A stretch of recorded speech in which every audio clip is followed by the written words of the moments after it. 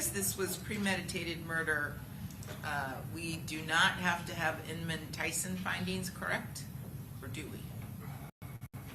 Inmate Tyson, it looks like, to me, I just looking at it, it seems more applicable in a felony murder case where you have multiple defendants, but just be thinking about it and let me know. Okay, and Mr. Hernandez, I did get your email about scheduling, that's fine. Your Honor, yes, two or three quick things. Mr. Gonzalez will be here running a little bit late. He has a federal hearing at 1 o'clock. I indicated, I sent the court an email copying the state regarding the Zoom link. My mitigation specialist, I guess, would need to get with your IT person to try to figure out what is a good time for me to be able to call Ms. Steger, who's incarcerated at the Duval County Jail. Well, it could be any time, it's just my regular Zoom. Here's the thing, though, I can tell you in this case, in the Alicia Andrews, we had a pretrial, a rehearing, a motion for rehearing on pretrial detention, and during that, it was being conducted via Zoom, and I couldn't tell who everyone was, and I let someone in, and then they uploaded extremely disturbing pornography, so I'm not making that mistake again. So whoever's appearing via Zoom has got to identify themselves on the Zoom, or I'm not letting them in. Okay? She is in custody, and and my mitigation specialist can correct me if I'm wrong, that they need 24 hours notice for us to have a Zoom link set up and go forward. Yeah, well, the Zoom link is what I normally, it's my normal Zoom link, okay? So the main thing is that you all just need to verify that from whatever facility she's being held at, either you have the phone number or hopefully that it says whatever the name of the facility is. So, because I don't want to have a repeat, okay? I understand. Yeah. And Your Honor, because they need 24 hours notice, I guess the earliest that we could do her would be either tomorrow afternoon or Wednesday morning. My doctor really wants to do Wednesday, sometime Wednesday, so I'd ask that be accommodated if possible. Yeah, that's fine. So, and if you need something from my office for whatever the facility is, Ms. Steiger's being held, just contact my JA and she can do whatever she needs to do. Okay? So, as far as whenever you guys want to call Ms. Steiger. Okay, and I believe penalty phase defense always goes last, right? In openings and Yes. final closing? Yes. Okay. All right, we have all of jurors here? Yes, Judge. Okay. All right, states present, defendants are present, defense counsel's present. Anything else before we begin?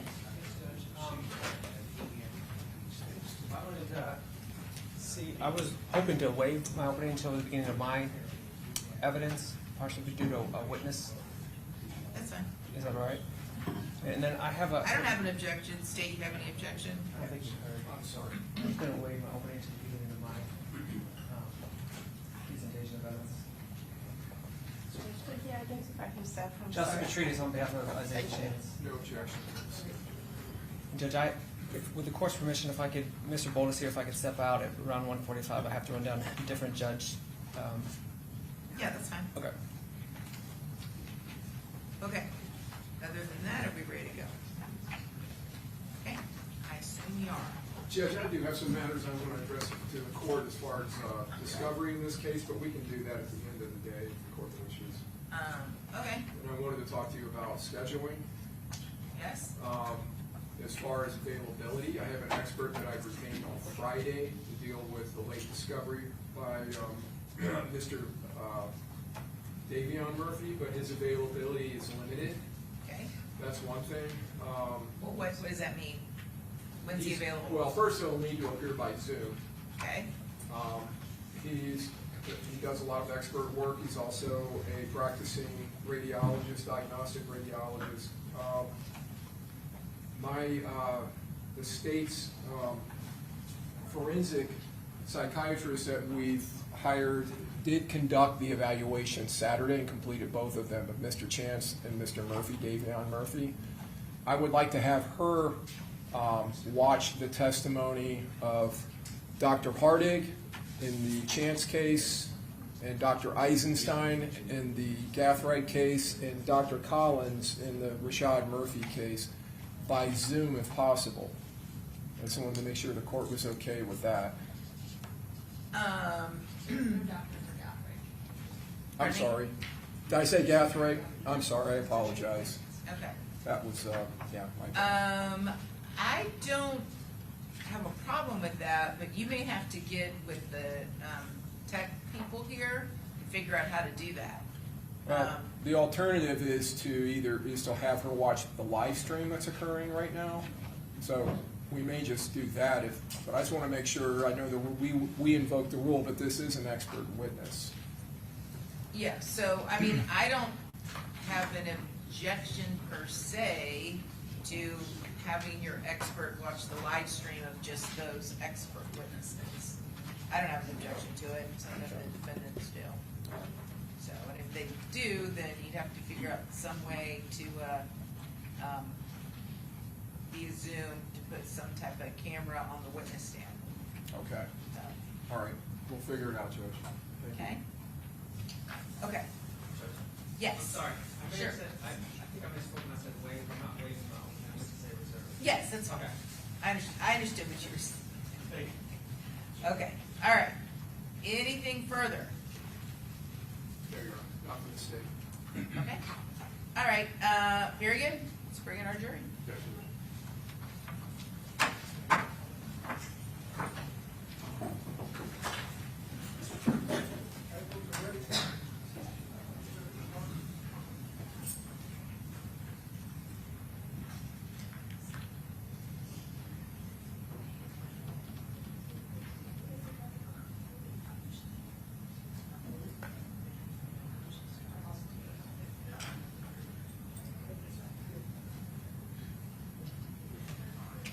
All rise.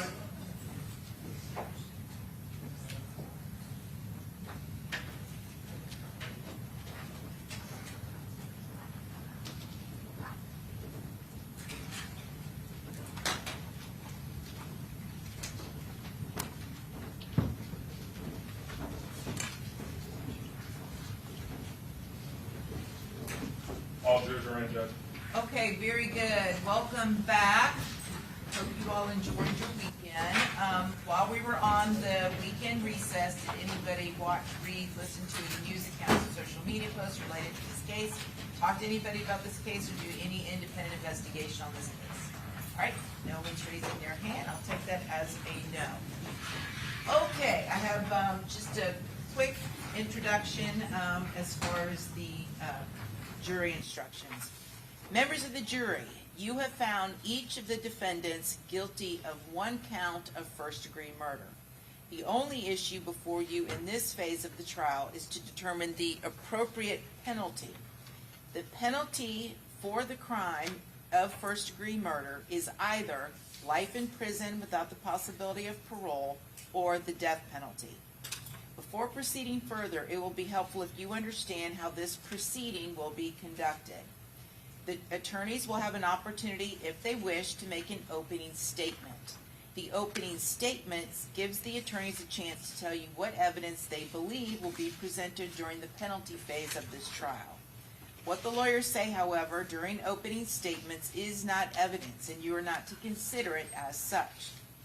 After the attorneys have had the opportunity to present their opening statements, the state and the defendants may present evidence. Witnesses may be called to testify under oath. If so, they will be examined and may be cross-examined by the attorneys. Documents and other exhibits also may be produced as evidence. This evidence, along with the evidence that you heard during the guilt phase of the trial, is presented for you to determine whether the state proved beyond a reasonable doubt the existence of the alleged aggravating factors. If so, you must weigh whether the proven aggravating factors outweigh any mitigating circumstances the defendants proved by the greater weight of the evidence. Finally, you will decide whether each defendant should be sentenced to life in prison without the possibility of parole or to death. At the conclusion of the evidence and after argument of counsel, you will be instructed on the law that will guide your deliberations. An aggravating factor is the only circumstance recognized by Florida law that could result in a defendant receiving the death penalty. An aggravating factor increases the gravity of a crime or the harm to a victim beyond the harm inherent in every first-degree murder. You must unanimously agree that an aggravating factor was proven beyond a reasonable doubt before it may be considered by you in arriving at your sentencing decision. The aggravating factors alleged by the state in this case are: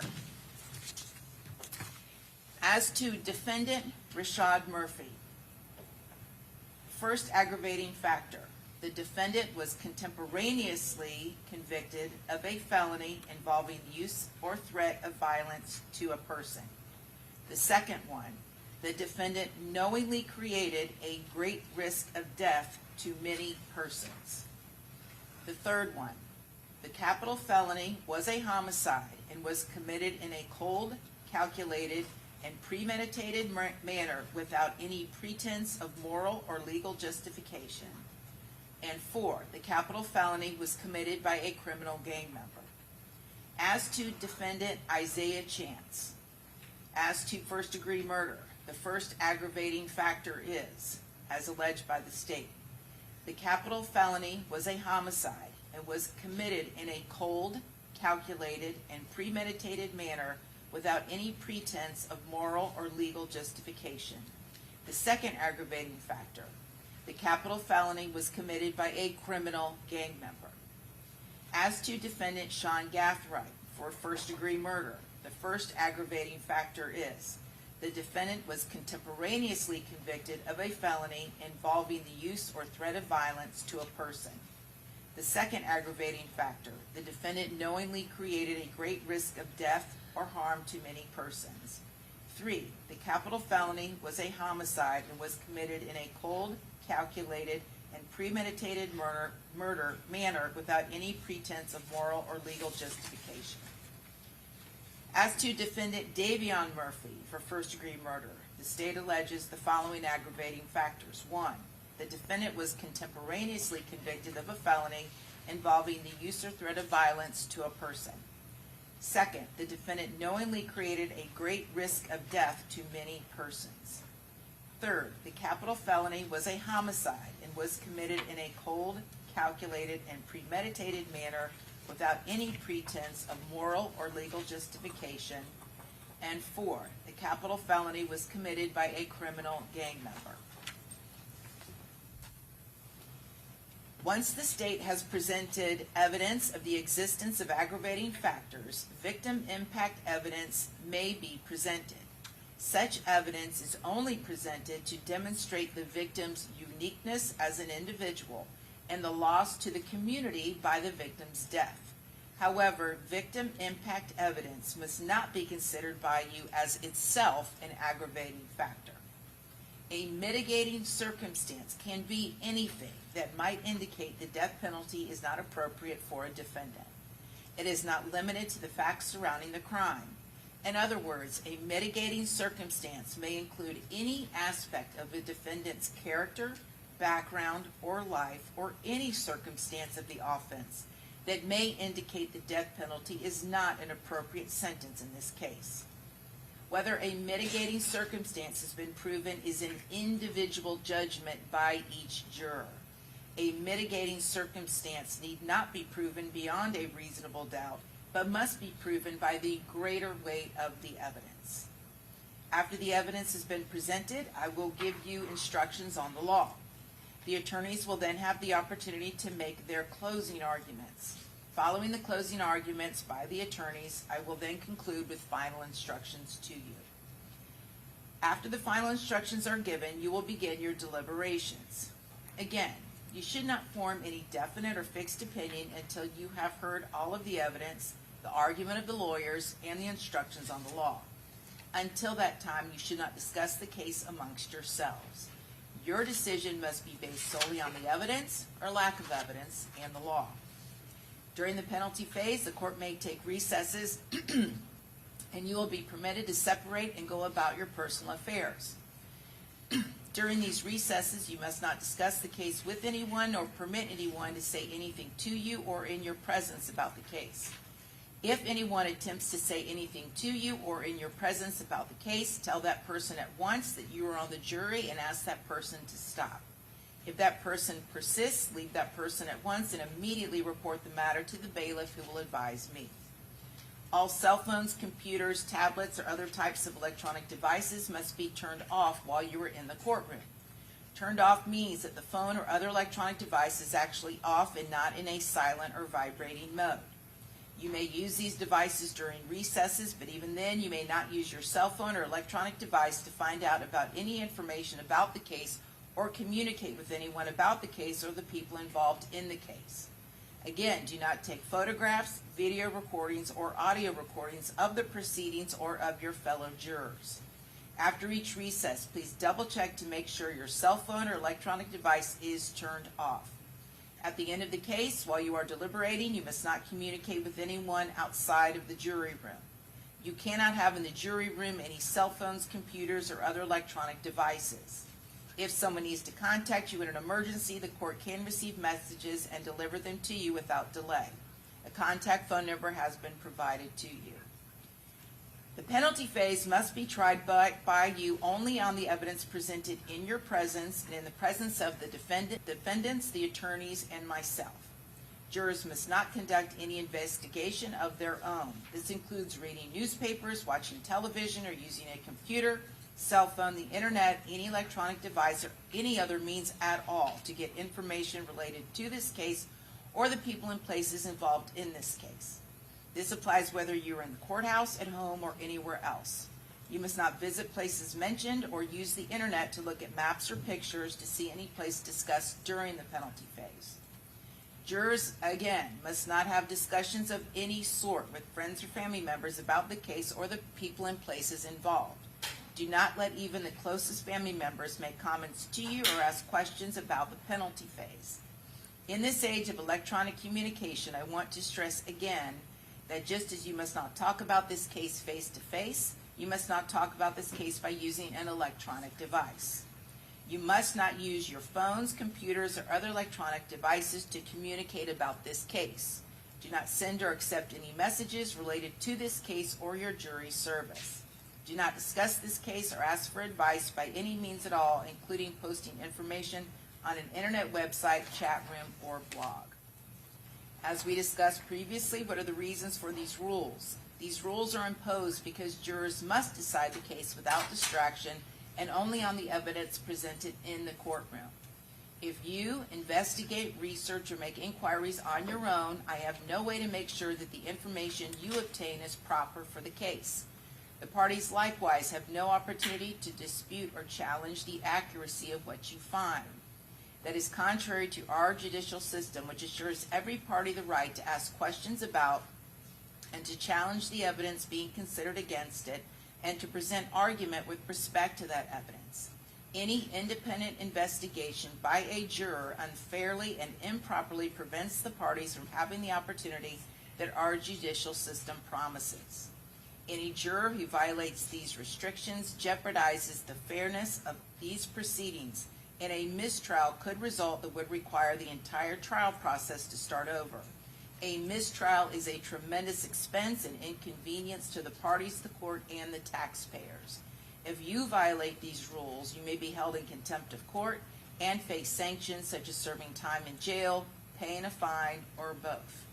Again, in every criminal proceeding, a defendant has the absolute right to remain silent.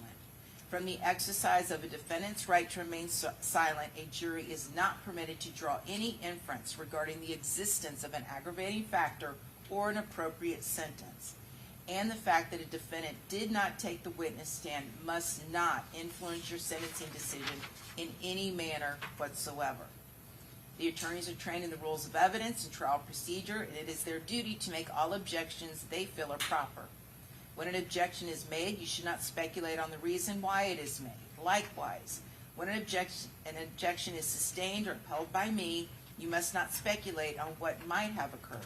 had the objection not been sustained, nor would a witness might have said had the witness been permitted to answer. It may be necessary to confer with the attorneys out of your hearing to discuss matters that require consideration by me alone. It is impossible to predict when such a conference may be required or how long it will last. When such conferences occur, they will be conducted so as to consume as little of your time as is necessary. All right, State, do you wish to make an opening statement at this time? Yes, Your Honor, may it please the court? Yes. Defense counsel?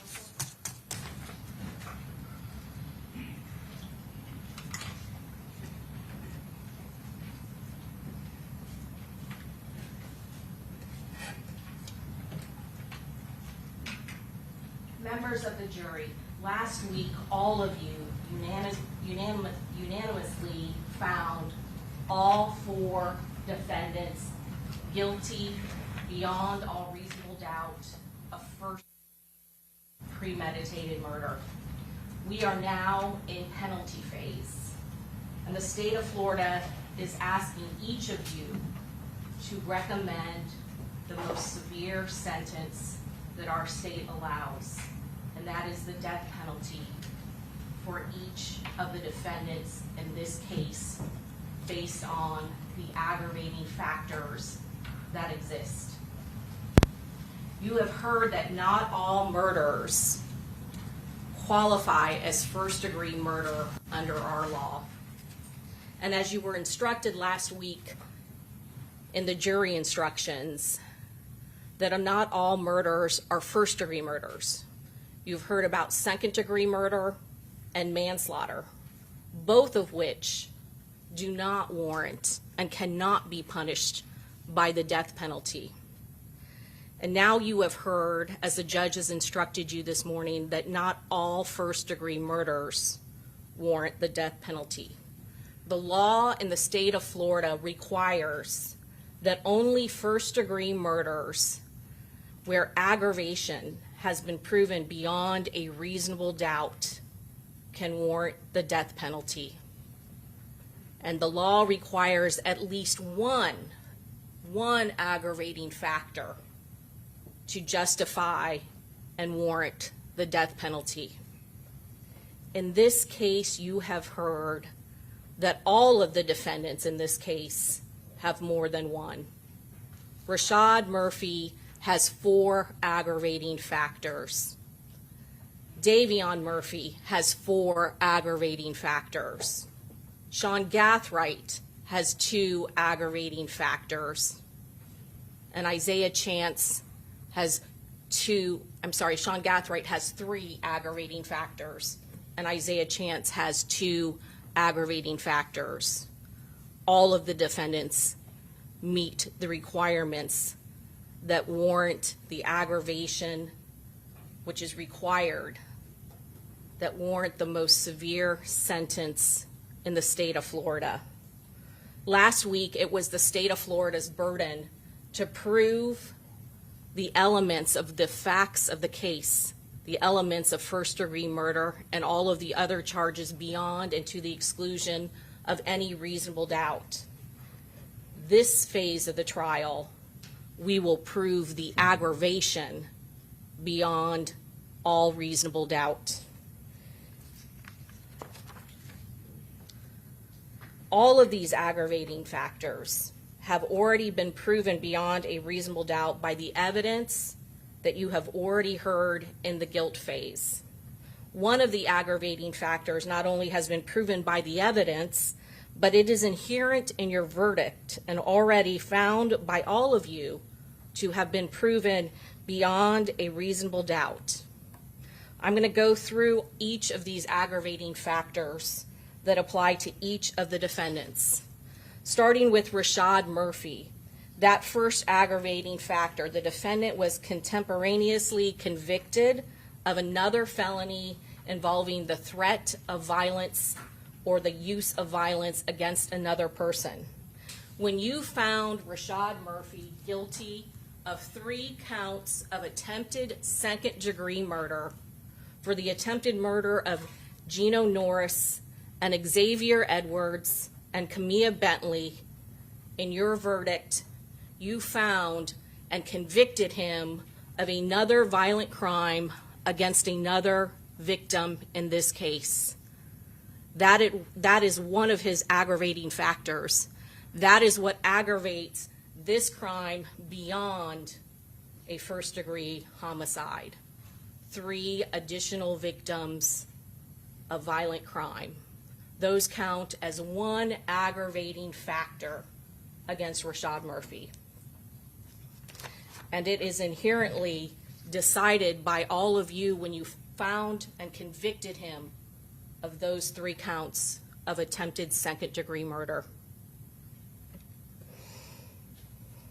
The defendant knowingly created a great risk of death to many persons. Again, based on the facts and the evidence that has already been presented to you and proven to you in the guilt phase, Rashad Murphy, there is no doubt that he was one of the shooters. And the facts in this case shows that he created a great risk of death to many people. Again, your convictions for the 3 counts of attempted murder, second-degree murder of those 3 other victims show that there were other victims that were in danger of losing their lives. You have them firing, you have him firing into a vehicle of the victim in this case where there were 2 other people in his car with him who did get shot. You also have a vehicle behind him. His girlfriend, Charles Jones' girlfriend, she was parked behind him with 2 other passengers in her car. They were also exposed to death. He created a risk of death to many people. And let's not forget Camilla Bentley, who was in a car that was next to the victim, Charles Jones, when he was killed. Her car was fired upon, and she also was shot during the course of them trying to kill Charles Jones. But the risk to many people goes beyond all 3 of those additional victims that were shot and killed in this case. They fired on that victim in a hotel parking lot that was filled with guests, filled with cars. They knowingly decided to kill Charles Jones at that location, creating a risk of death to many people beyond the one that they killed, the 3 others that they shot, but to the guests and the employees of that hotel. And you heard directly from 2 other victims in this case, Audra Agramonte, who was in one of those hotel rooms where she was moving in her daughter to the University of South Florida, where her and her husband and her daughter's boyfriend all had to go down to the ground because bullets flew into their hotel room. You heard from Pablo Gabor how him and his family were in their hotel room and how bullets came into his hotel room. It is beyond all reasonable doubt that we have proven this aggravating factor as well against Rashad Murphy and against all of the shooters in this case. The defendant knowingly created a great risk of death to many persons. The 3rd aggravator, Rashad Murphy, cold, calculated, and premeditated. Cold means that the murder was the product of calm and cool reflection. Calculated, having a careful plan or prearranged design. The period of time for premeditation must be long enough to allow for reflection. For this aggravating circumstance, the premeditation must be heightened. There is a substantial period of reflection that is required for this aggravator. And again, you have heard the facts of this case that show how cold and calculated this plan was to kill the victim in this case. And the final aggravating circumstance that has been proven against Rashad Murphy is that the capital felony was committed by a criminal gang member. You have already made a finding beyond all reasonable doubt that the defendant was a gang member or associate in a criminal gang, and that the defendant committed the crime for the purpose of benefiting, promoting, or furthering the interests of that criminal gang. How the aggravating factor is different from the enhancement that you made during the guilt phase of this trial is that the enhancement allows for either a criminal gang member or a criminal associate. The aggravator only applies if the defendant is a criminal gang member. And again, the facts in this case, proven beyond all reasonable doubt, is that Rashad Murphy was indeed a criminal gang member. And the distinction between a member and an associate is the number of criteria that they meet. An associate only has to have one. A criminal gang member has to have two criteria, or meet the criteria for the criminal gang statute to be recognized under the law as a criminal gang member. And for Rashad Murphy, there were 3 different criteria that he fell under. He definitely was proven to be a criminal gang member pursuant to the criminal gang statute. Davion Murphy. Davion Murphy has all of the same aggravators that we have just gone through and went over for Rashad Murphy. That he was contemporaneously convicted of another felony involving the use of violence to another person. And again, you have already convicted him beyond and to the exclusion of all reasonable doubt of 3 counts of attempted second-degree murder. The defendant, who was a shooter in this case, knowingly created a great risk of death to many persons. Cold, calculated, and premeditated, and that he was a criminal gang member when he committed this capital felony. And again, he had met 3 of the criteria of being a criminal gang member. There is no reasonable doubt that he was a criminal gang member and that he committed these crimes to benefit the interests of a criminal gang. Sean Gathright, there are 3 aggravating factors.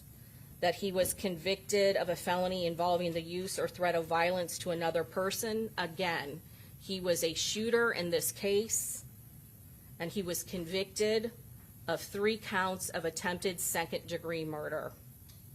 The defendant knowingly created a great risk of death to many persons.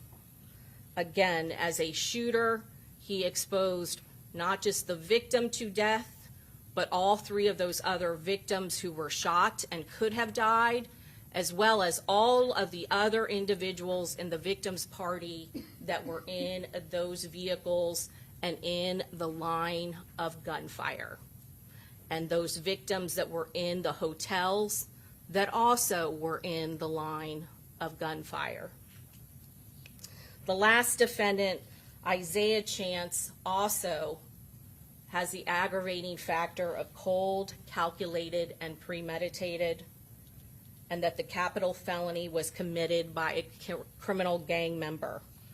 Again, he had 4 different criteria that he met to prove that he was a criminal gang member.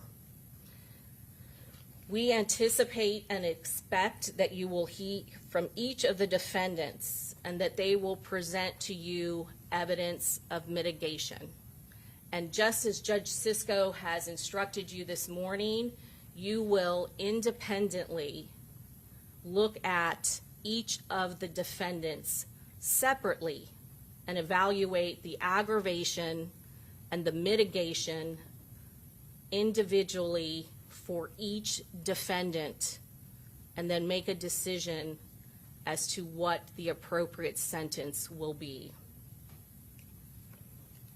Again, you will be instructed that the law neither compels you or requires you to recommend a death sentence. However, the law does require that you as a juror determine the weight of the aggravators and the mitigation for each defendant in this case. You decide how much weight to give the aggravators in this case. You decide how much weight you are going to give the mitigation that each defendant presents to you. And they have to prove their mitigation by the greater weight of the evidence. And each of you will decide whether or not they have met that burden and how much mitigation you are going to, how much weight you are going to give their mitigation. And again, this is not a mathematical equation. It is about the quality of evidence. The law requires a death sentence is only warranted in a first-degree murder case where there is at least one aggravating factor that has been proven beyond a reasonable doubt. There is no more difficult decision as a juror in a criminal case than a juror will ever have to make than to determine whether or not a death sentence is warranted. But in this case, as to each defendant, there is more than one aggravating circumstance that has been proven beyond any reasonable doubt. And all of the defendants, all of them, have the aggravating factor of cold, calculated, and premeditation. This is a first-degree premeditated murder that is heightened. This is a senseless killing. I submit to you the facts that you heard during the guilt phase show how the victim was executed with cold, calculated precision. This was heightened premeditation beyond what is required for premeditation. The evidence showed and proved that there was a significant time of reflection, thinking about how to commit first-degree premeditation. They thought about it, and the evidence shows how much they planned all of the details, how they carefully planned all of the details. They made travel arrangements. They acquired weapons in advance. They acquired ammunition in advance. They planned and decided how they would look and what they would wear so that they could get away with murder. They acquired masks, dark clothing. They discussed how they would communicate with one another, who would not be using their devices, carefully planning how and where and who would do what. Those are strong evidence beyond all reasonable doubt of how aggravating this homicide is and what separates it from any other first-degree homicide. And after you have weighed all of the aggravation and the mitigation, we will ask you individually to recommend the death penalty against each and every one of the defendants in this case. All right, Mr. Hernandez, do you make an opening statement at this time? Thank you, Your Honor. May it please the court. Yes. Counsel. Good afternoon, ladies and gentlemen. I want to begin by thanking you for your service. We've been here 5 weeks, and your attention to this matter has been exemplary. And certainly in the course of this penalty phase, we're not disputing your verdict at this time. We respect it, and we're moving on. This is my opportunity, as well as the other attorneys, to show you reasons why a life recommendation is appropriate in this case, specifically to my client, Rashad Murphy. During jury selection, which seems like a long, long time ago, and it's the reason that you're here on this jury panel, is that you all committed to keeping an open mind if the verdict of guilty was, in fact, a verdict as charged of first-degree murder. And, of course, here we are. As you've been reminded and will be reminded, I'm sure, a lot more during the course of this week, your recommendation carries great weight. As I think I indicated during jury selection, it's a term that kind of bothers me because it suggests that you're simply making a recommendation and then it becomes somebody else's decision. And the truth is that legally, your vote is something that does carry great weight, and the court has to give it great attention, and it's not often when a court disagrees and rules differently. As you know, aggravating factors have to be proven by the same standard that we had during first phase, proven beyond a reasonable doubt, and at least one aggravating factor is required. On the other hand, mitigating circumstances can be proven by the greater weight of the evidence. We talked about it in jury selection, that it basically is just tipping the scales. If you believe that more likely than not some mitigating circumstance is presented to you, that's enough for you to consider it as a mitigating circumstances and compare it to whatever else is presented in the form of mitigation as well as aggravation. And as you've been told, it is a weighing process, but ultimately you decide what you personally believe is the appropriate vote or decision. And I believe the evidence will show that the appropriate vote is a vote for a life without the possibility of parole. And I want to emphasize that when I say life without the possibility of parole, that means that my client, Mr. Murphy, will die in prison.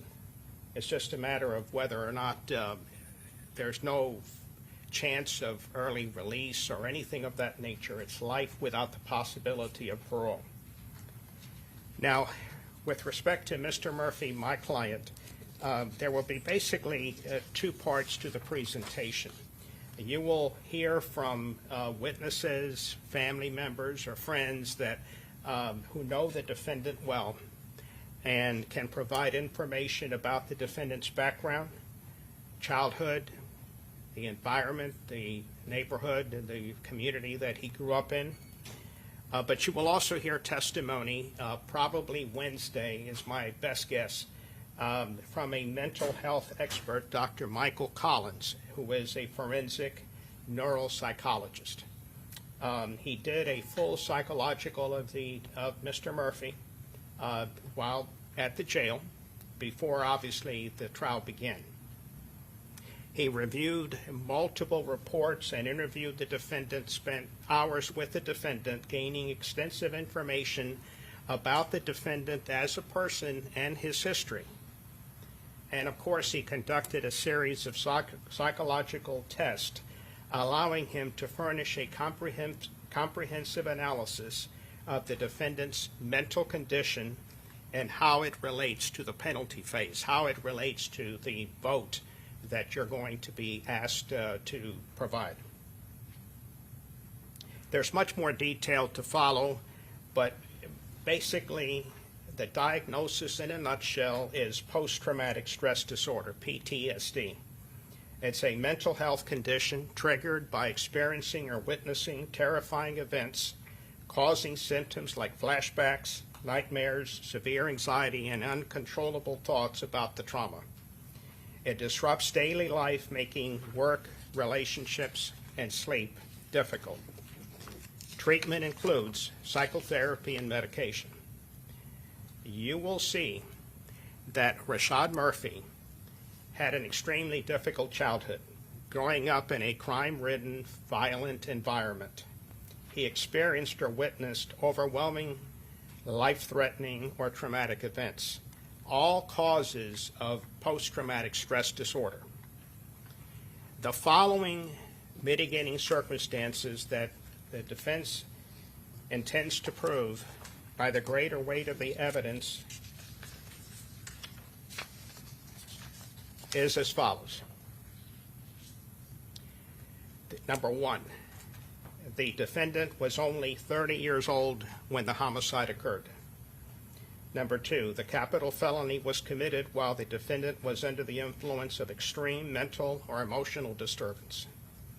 Number three, the capacity of the defendant to appreciate the criminality of his conduct or to conform his conduct to the requirements of law was substantially impaired.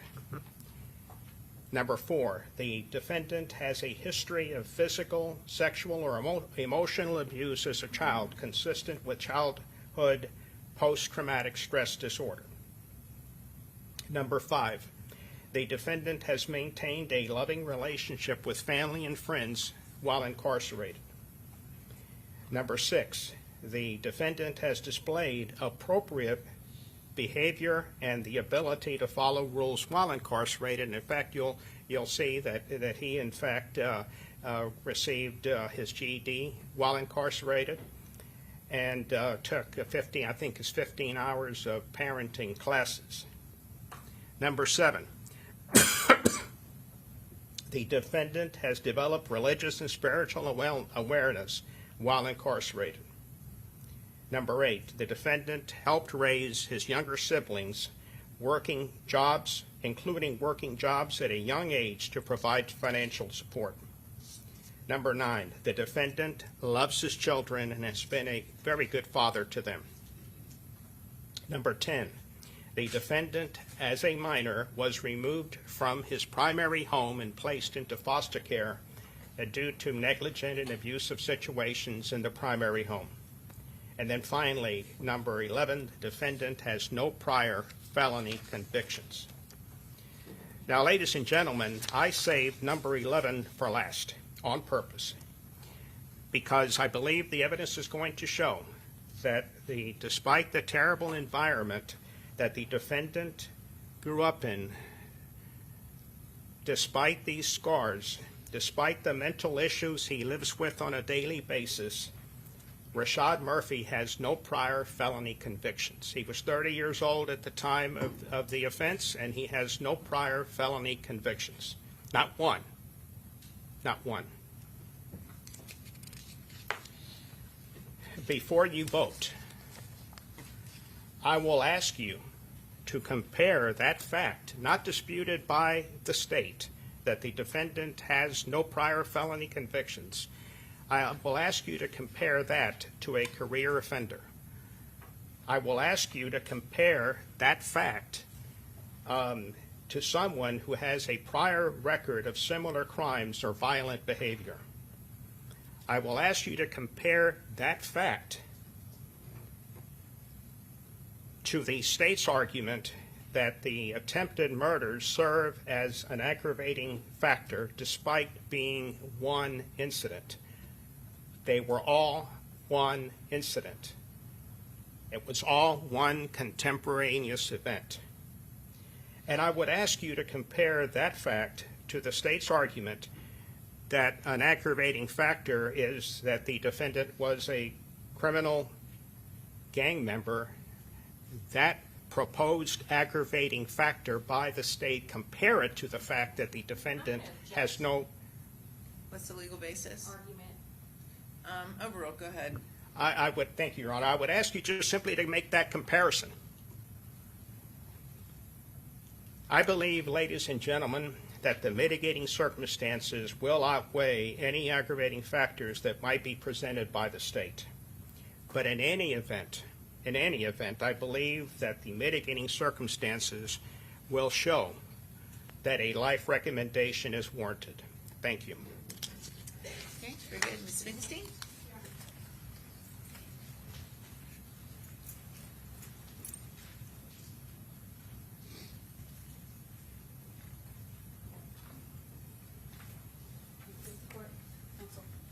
Good afternoon. Members of the jury, we first want to thank you for your attention and your thoughtful, thorough consideration in the case so far. We all understand the significance of what you have done and what we're asking you to do. I ask that you continue to listen intently and give this second phase of the trial the same attention that you did the first. We saw you taking notes, listening. We know it's been a long several weeks. Nothing in this phase is intended to diminish the seriousness of the charge or what happened in this case. The pain caused, the value of the life lost. Mitigation and mitigating factors are not an excuse. They're an explanation. They tell a story. This is the part of the trial about Sean Gathright, about the person. And this is not about asking if Mr. Gathright is guilty or not guilty. You have already found that with your verdict, and we respect your verdict. This phase asks a different question, and it's not even whether or not Mr. Gathright should be held accountable. He will be. The question now is, should this very young man be permanently sentenced to death? Or does he have a life worth saving? During this phase, you're going to hear about who Mr. Gathright was before the events that you've heard about in this trial. You're going to hear about a childhood that was marked with some instability due to being in a military family, repeated separations from his parents, some abuse by his father, loss, absence of steady guidance during some of his most formative years. You're going to hear that Mr. Gathright was barely 18 years old at the time of this crime, the youngest, at an age where society, common sense, and the law itself recognized that judgment, impulse control, and decision-making are still developing. He's still maturing. As he sits here today, he's only 20 years old. The evidence is going to show you that Sean Gathright is not a man beyond hope or beyond redemption, but a very young human being, still capable of growth, maturity, accountability, remorse, and change. You're going to hear some other really important things, and you're going to hear from people that know him best. You're going to hear from several of Mr. Gathright's family, friend, guidance counselor, and they're going to tell you about a loving, respectful, nonviolent young man that they knew. A smart student, a good student, who loved his family, was a good uncle, helped others, did mission trips, fed the homeless, worked hard, built a business, and showed great potential for a meaningful future. You're also going to hear from an expert who's going to tell you that even in prison, Mr. Gathright can live a constructive life where he can continue to mature and positively affect others, including his family and friends who he maintains a relationship with, but also other inmates. And he can be held accountable without ending his life. At the end of this phase, I will get back up here and I'm going to ask you to consider all of the circumstances that will be presented in that evidence. And I'll give you a long list of things that I think have been shown at that time. I'm going to ask you to not define Mr. Gathright solely by the worst thing that he's done. at 18 years old, but to recognize that he still has meaning. His life still has value. Death is never required. And Sean Gathright has a life worth saving. Thank you. All right, Ms. Toomey, do you wish to make an opening statement at this time?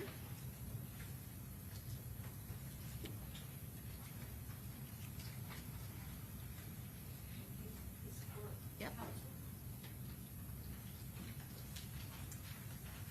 Good afternoon, everyone. I just want to start off by thanking you for the time that you have taken away from your family, your friends, your job, and sacrifice what you've sacrificed in order to do this for all of us. Unfortunately, there's no one in this courtroom that can undo what happened. No verdict, no sentence, no punishment will bring Charles Jones back. His family, his friends,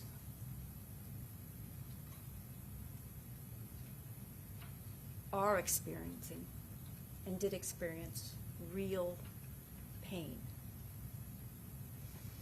We acknowledge that, and we fully accept and respect your verdict of guilt. But by virtue of your verdict, Davion Murphy's fate has been sealed. He will die in Florida State Prison. That is for sure. That's a fact. He's going to die one way or another. The only question that remains that you have to answer in this phase, in the second phase, is whether Davion Murphy dies when a higher power says so, or when the state of Florida decides that it should be done. It's the only question left. As I said, his fate has been sealed. He will live every minute of every day, of every month, of every year, incarcerated in prison for the rest of his life. There is no parole in the state of Florida. There's no good behavior. There's no gain time.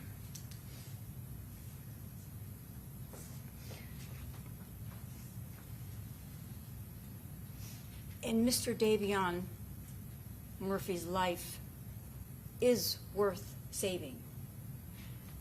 An individual should not be judged by one tragic, terrific event. You have to consider the whole person. And that's what mitigation is. I expect that you're going to hear testimony from several doctors. You're going to hear from Dr. Eisenstein. He's a neuropsychologist. And he's going to tell you about Davion's childhood, his intellectual struggles in school, how he has a very low IQ. He was in ESE classes. He was in an IEP program while he was in school. But one of the most defining things in Davion Murphy's life was when Davion Murphy was just a mere 12 years old. And his father got arrested and charged with murder. His father and his uncle were charged with the same murder. And as you all sit here, as we all sit here, as Davion Murphy sits here, his father is doing life in prison. That happened when he was 12. And his uncle is also incarcerated.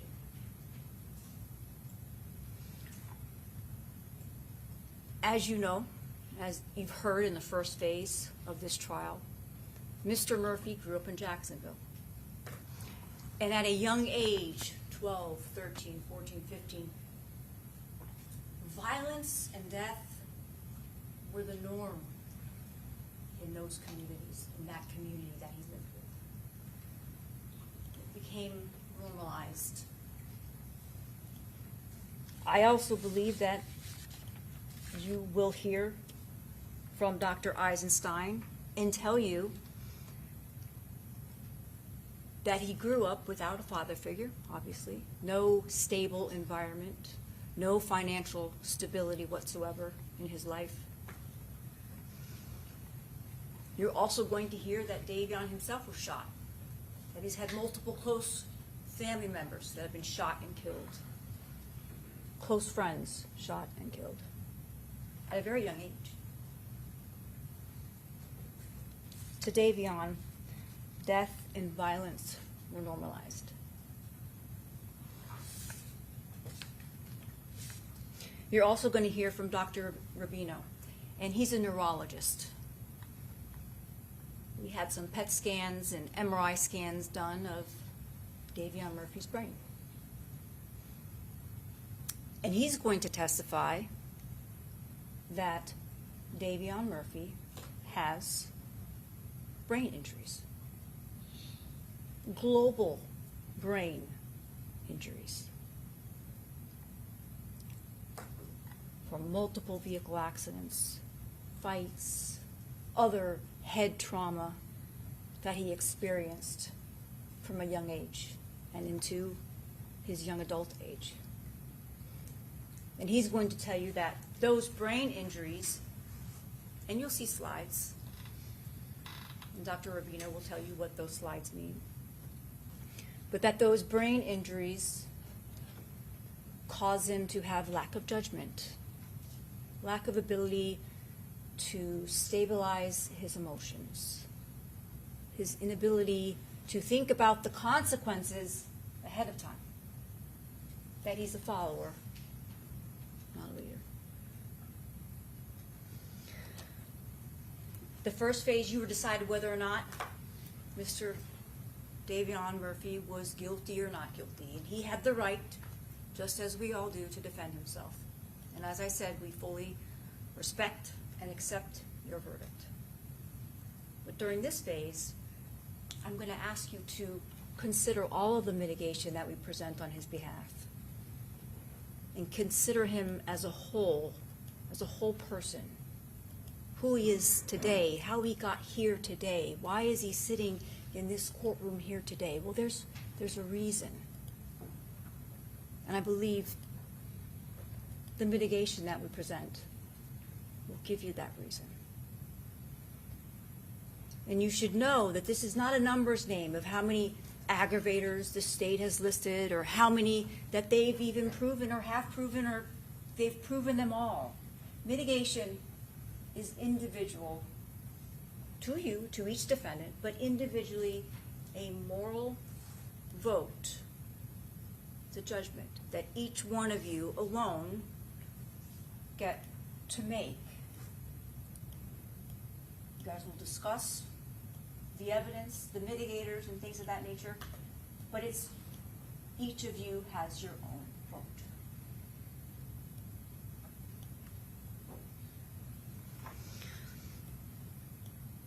I hope at the end of the presentation of the defense mitigation for Davion Murphy,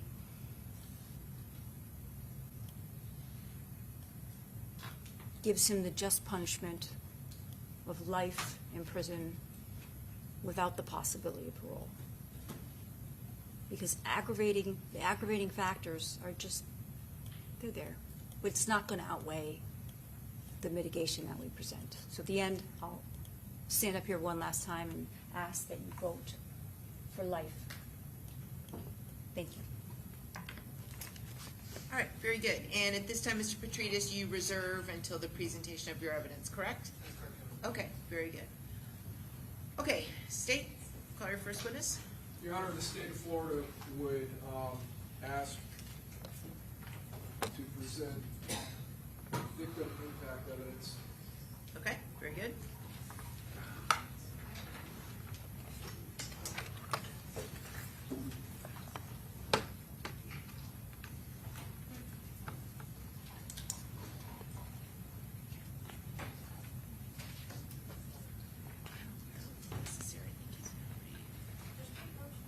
Yep, come on up.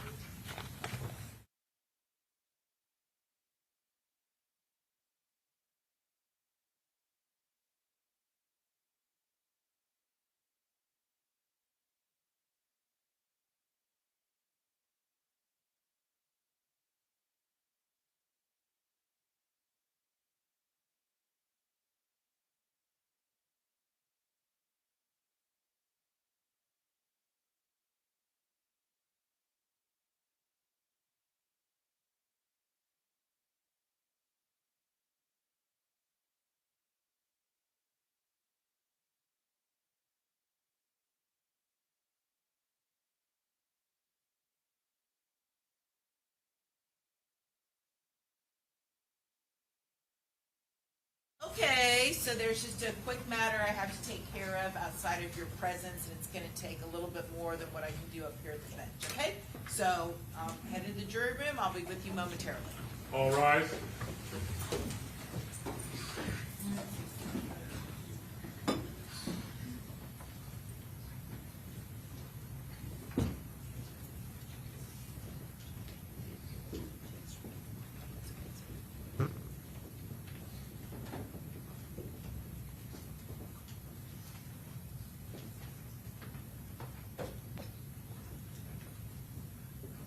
All jurors are out, Judge. Okay, very good. Okay, so just please repeat again, what is the objection to the letter? You're on the first page, looks like fourth to last paragraph where it says trying to process a loss that happens so suddenly and violently. I would just ask that the word violently not be included. I'm sorry. Yeah, I don't see that either. Yeah, I'm looking at it.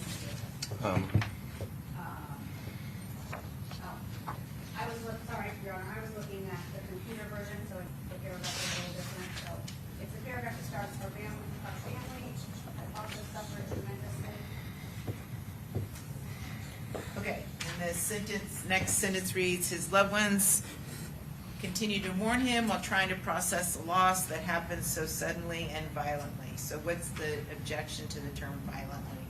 Just the description and the where you found them guilty of the premeditated murder, nothing for victim impact to comment on the nature of the crime.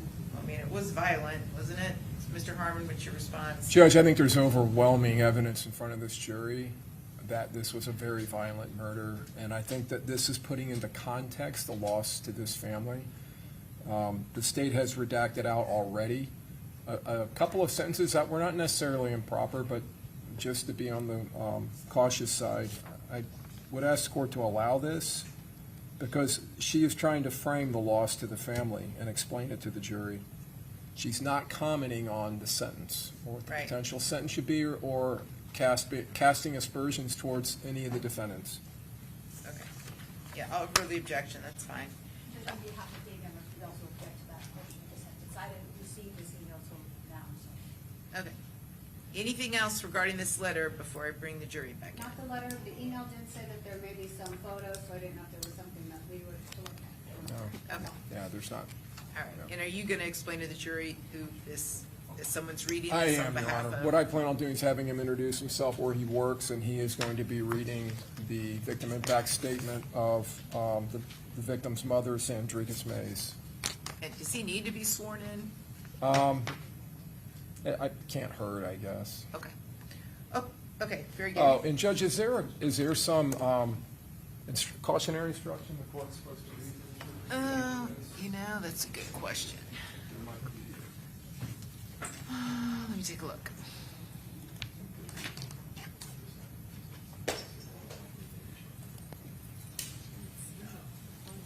I know it's in the final instructions. I don't think it's, Yeah, let me pull it up. okay.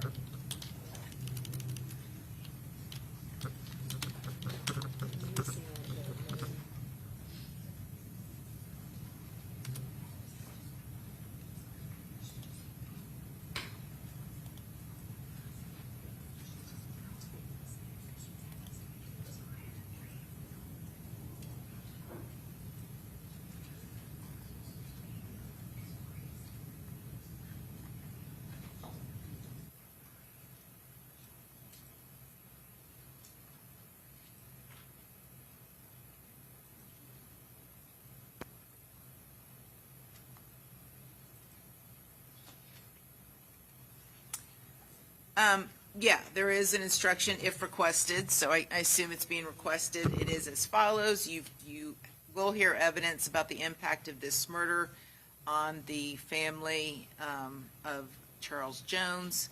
This evidence is presented to show the victim's uniqueness as an individual and the resultant loss by the victim's death. However, you may not consider this evidence as an aggravating factor, and I did give that same instruction in the initial instructions, but I can give it again. Or any of the, do you want me to give the instruction again before this witness testifies, again regarding victim impact evidence? I read in the introduction. I mean, there's no harm. I can do it again. Okay, I will. Okay, all right. We ready to go? Yes. Okay. Bring the jury. Yes, Judge.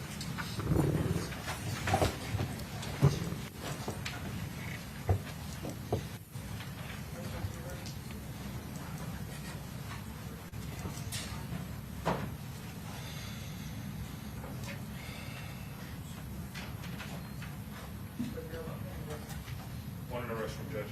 Okay.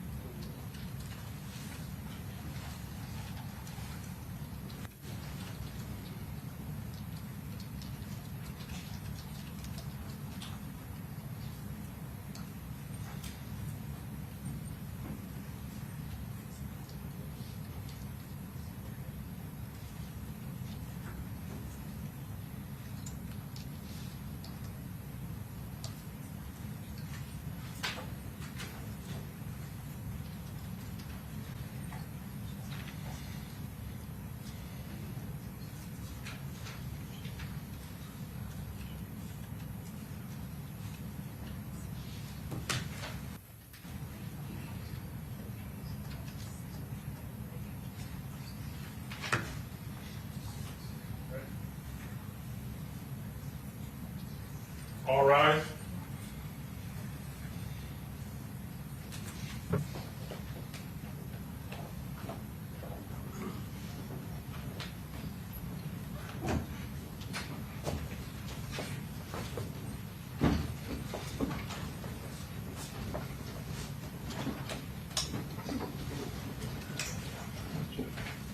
Audio surrender. Okay, very good. Everyone have a seat. Welcome back. All right, again, ladies and gentlemen of the jury, you are going to hear evidence about the impact of this murder on the family of Charles Jones. This evidence will be presented to show the victim's uniqueness as an individual and the resultant loss by the victim's death. However, you may not consider this evidence as an aggravating factor. And sir, could you please raise your right hand? Madam Clerk? Do you solemnly swear or affirm that the testimony you're about to give in this class will be the truth, whole truth, and nothing but the truth, so help you God? Okay, have a seat. You may proceed, Mr. Harmon. Good afternoon. Would you please state your name? Hi, I'm Chris Jeffords. Mr. Jeffords, are you employed at the State Attorney's Office? I am. I'm a victim advocate with the Victim Assistance Program at the State Attorney's Office. Mr. Jeffords, have you agreed to assist us with presenting the victim impact statement of Sandrika Mays, the mother of Charles Jones? I have. And do you have it in front of you? I do. Are you prepared to go ahead and present it and read it? Yes, I am. Please do so. Yes. My name is Sandrika Mays, and I am the mother of Charles Jones. No parent is ever prepared for the pain of losing a child. The loss of my son has completely changed my life and the lives of everyone who loved him. Charles was more than what people saw online or heard in his music. To me, he was my son, a human being with a heart, dreams, flaws, and people who loved him deeply. He was a brother, a friend, an artist, and someone who still has so much life ahead of him. Despite the challenges he faced, he continued to work hard, provide for those around him, and pursue his passion for music. Since his passing, there has been an emptiness in my life that words cannot fully explain. I struggle emotionally every single day. Birthdays, holidays, and family gatherings, and even ordinary moments now carry pain because Charles is no longer here. I constantly think about what his future could have been and the memories we were robbed of making together. The emotional trauma from this loss has affected my mental, emotional, and physical well-being. Grief is something that I carry daily. No mother should have to bury her child. The pain does not end after the funeral. It follows you every morning and every night. Our family has also suffered tremendously. His loved ones continue to mourn him while trying to process a loss that happened so suddenly and violently. His death has left emotional scars that will never fully heal. Charles' death occurred 1 week after my birthday, 2 days before his birthday, and a month before his sister's birthday. The last time I physically touched my son was June 21st, 2024, 12 noon, when I traveled to Jacksonville, Florida to give him his birthday gift. I asked the court to remember that Charles was a person whose life mattered. He was loved deeply, and his absence has devastated our family. Our family wishes for the court to understand the seriousness of the pain and loss caused by his death. Sincerely, Sandrika Mays. All right, thank you. We'll step down. Thank you, sir. Do any additional witnesses at this time? No, Your Honor. State of Florida will rest upon all evidence presented in the first phase. Okay, very good. Ms. Finkelstein? Thank you, Your Honor. The defense on behalf of Sean Gathright would call Raul Anasco.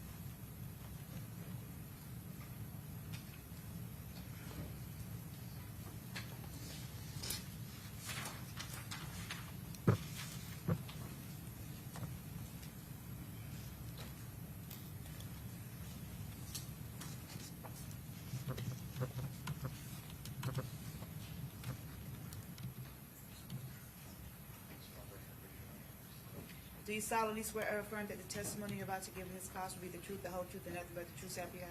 Yes, I do.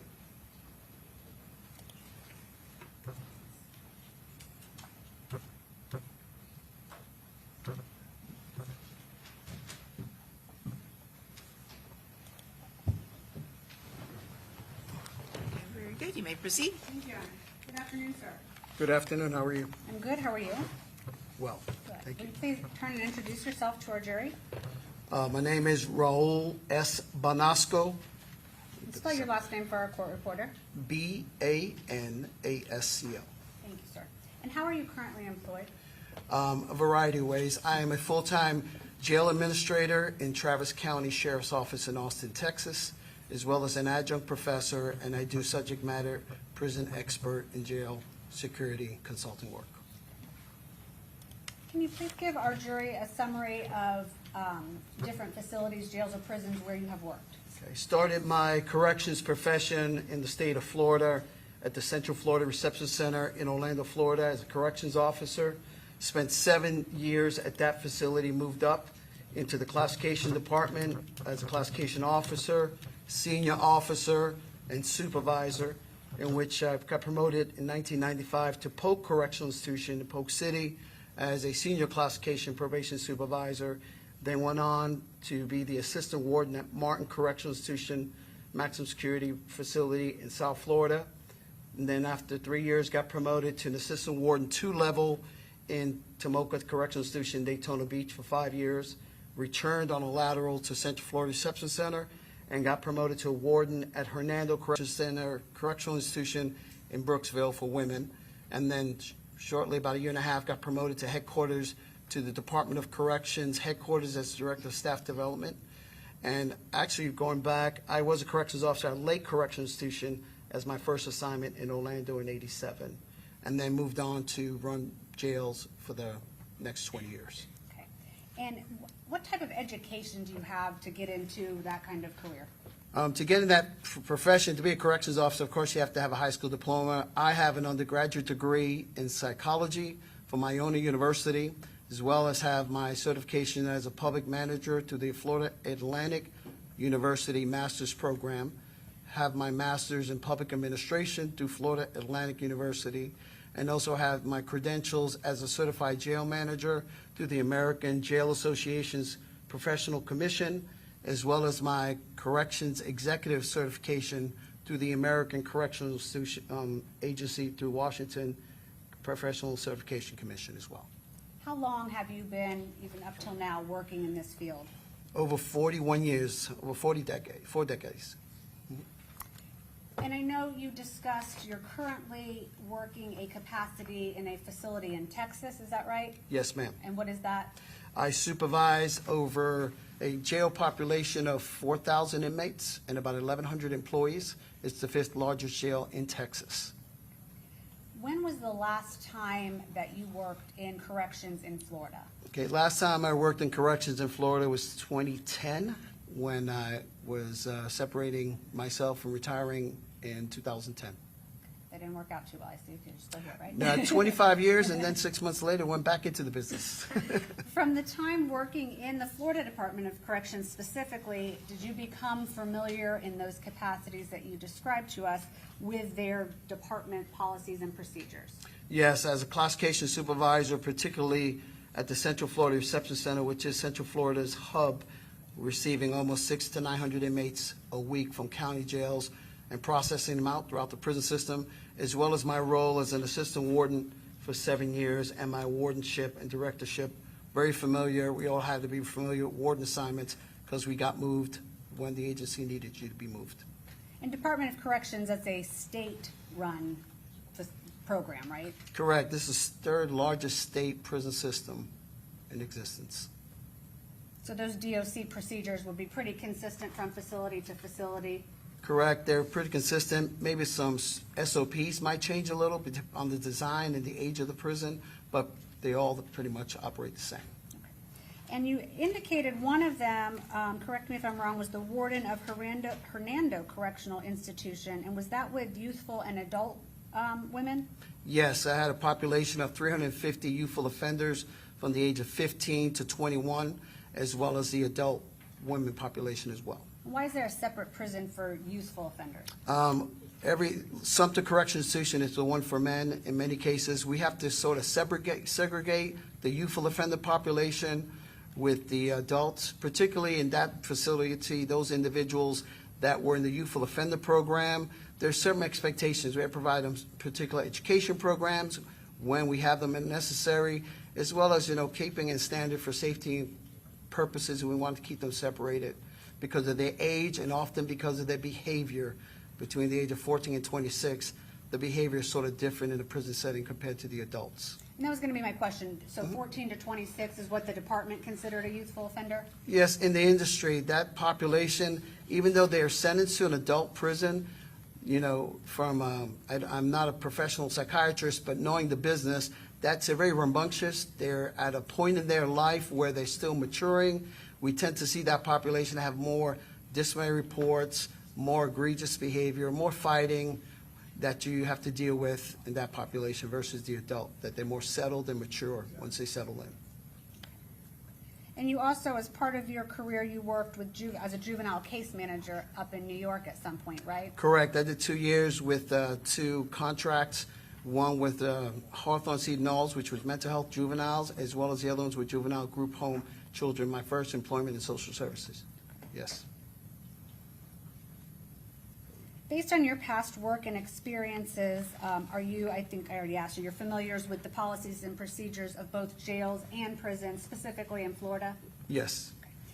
And since it has been some time since you physically worked in the building, how do you keep up to be able to educate us on the policies and procedures of the Department of Corrections? Well, it's been a while, but actually, always a corrections officer at heart. In my current assignment, I walk the units and the compound on a weekly basis. Also, keeping up with the Department of Corrections particularly, still have a lot of friends and family members who work in the agency, so keep up with that in that way, but also keep up with the annual reports, as well as some of the changes that the agency goes through, as I'm familiar with a lot of the current leadership in different capacities, because I came up with them, but keep up abreast with all the current changes going on that they have to publish as well in the agency website. Okay, so in a little bit, I'm going to ask you about some specifics regarding life without parole and death row inmates in Florida. So are you able to give the jury that information based on what you've just described as far as how you keep up with those policies and procedures? Yes, I am. Okay. And before we get to that, so you're working now, other than what you've described in Texas, but you're testifying here today. Is that more in a consultant capacity? Yes, it is. What does that mean? Consultant means not in my work capacity is my role now, take actual time off with consulting. We tend to always do this kind of work for retirement purposes. And I take on cases, either resentencing cases, penalty phase cases, even some civil cases where there's some wrongful death involved, either for the agency's defense or for the actual plaintiff as well. And I assume you're not doing that work for free. Can you tell us how much you charge per hour? No, my fees are $200 an hour to interview, review records, as well as $225 an hour to testify, and $110 to travel time as well. Okay. And that all gets approved when we get you onto a case? Correct. Everyone that I work with, regardless if it's private or government, there's an agreement and that the hours are authorized in advance. And have you previously testified in court before in that capacity? Yes, I have. And do you know approximately how many times? I'm sorry, Oh. Your Honor, if I could ask just what capacity, because we covered a lot of. Sorry. ground. As a consultant? As a consultant, over 55, 60 cases. And was that in state and federal court? State and federal, as well as county as well. Okay. And was that just in Florida or anywhere else? No, I've done work in South Carolina, the state of Georgia, Texas, Florida, of course, even done some work in Louisiana as well. And have you always been allowed by those courts to give an expert opinion in the area of corrections policy, practices, and conditions? Yes. Your Honor, at this time, I would ask that the court allow Mr. Bonasco to give his opinion testimony in the areas of corrections policy, practices, and conditions. Mr. Foolio, witness this time. No, Your Honor. Okay, you may proceed. Thank you, Your Honor. Have you ever consulted on cases for the prosecution or state attorney's office? No. Okay, now I'm going to get into some specifics. We talked about the difference between a life without parole sentence and what a death row inmate. Let's start with life without parole. Throughout your lengthy career in corrections, have you become familiar with how inmates serving a life without parole sentence are housed in the Department of Corrections? Yes, I have. Okay, and can you tell us physically how they are housed? Well, all my assignments in the Florida prison system were all at lifer facilities, so I'm very familiar with that layout. What happens is an individual who is sentenced to the Department of Corrections, particularly like in this case with Ms. Gathright, he will go through a reception center process. He will be given an inmate number. That inmate number will remain with him for the remainder of his sentence while in the prison system. They will then be transferred after 6 to 12 weeks, in which they go through a reception process. They have to see all components, medical, mental health, social services, and classification, and we assess their custody level, and then we will assign them to vacant beds throughout the prison system. When that individual were to be received at a facility, let's say Tomoka Correctional Institution, which is a lifer facility, holds all custody levels to close, that individual will be classified and assessed based on their skill set, their behavior, their prior behavior, whether it's in the county jail or in another system, in another agency, and then determine their housing assignment, determine their job assignment, in which every inmate that is serving a term of life will always have to be assigned a job assignment. So what that means is every inmate serving a life sentence is required to work up to 60 hours a week, whether it's cooking meals, preparing laundry, pushing about 100 lawnmowers, gasless of course, keeping up with the day-to-day maintenance of that prison. That is a requirement, as well as following all the other rules and regulations as required by the agency. So part of the classification, and I know probably just out of habit, you said we, you obviously aren't working there Right, anymore, but department. the department will find a facility where Mr. Gathright would be the most useful Yes. and Yes. fit in the best? Yes. And also they have programs and things you mentioned, right? Yes, they have programs.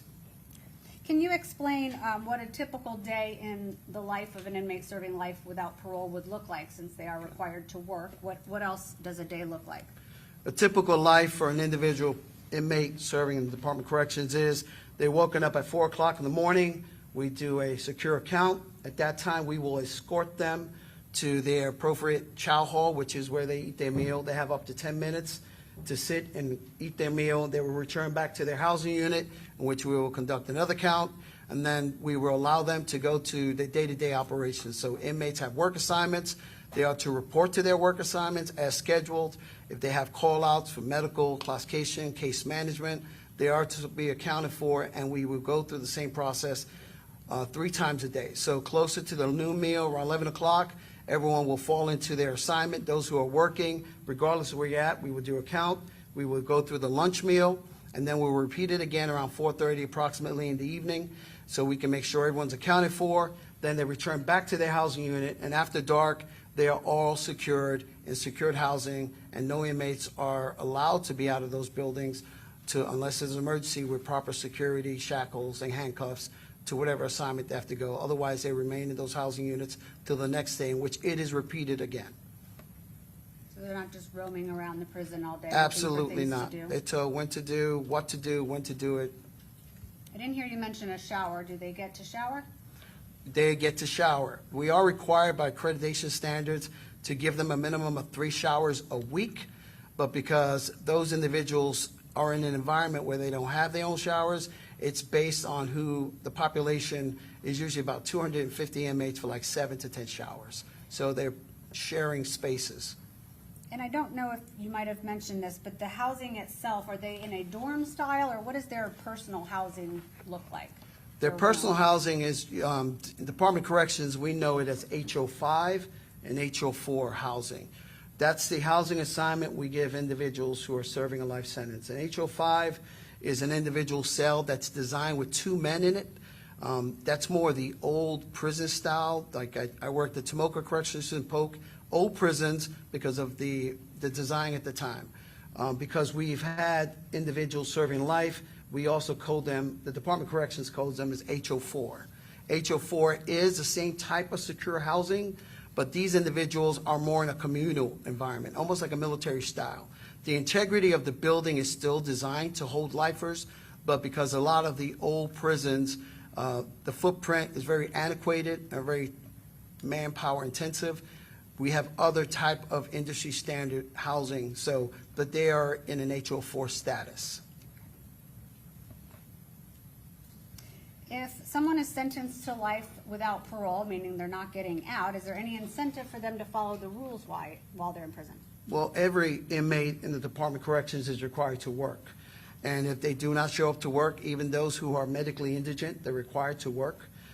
They will face administrative outcomes, basically receive a disciplinary report for refusing to work, and if that continues to escalate, we move them into another level of status based on the classification and their negative adjustment in the prison setting.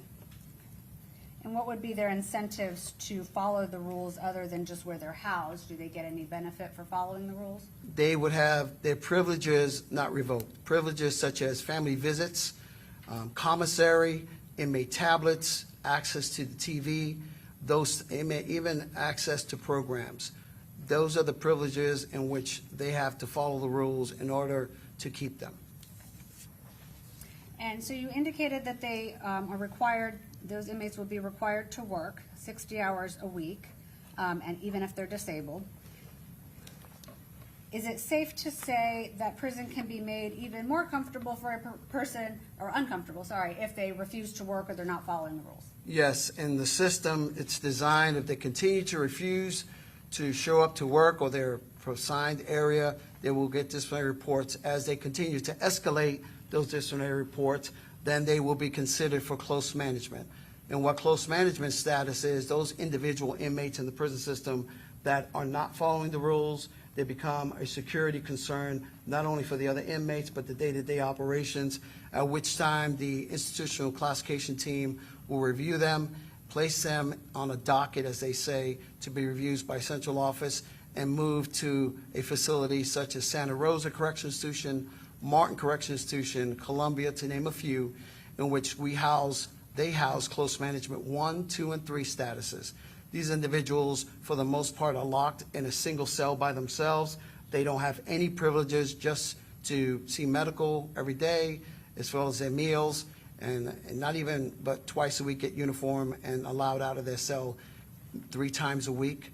They will remain in that status till they start complying with the rules and regulations, in which they will eventually, hopefully, move out of that status if they start conforming to the rules.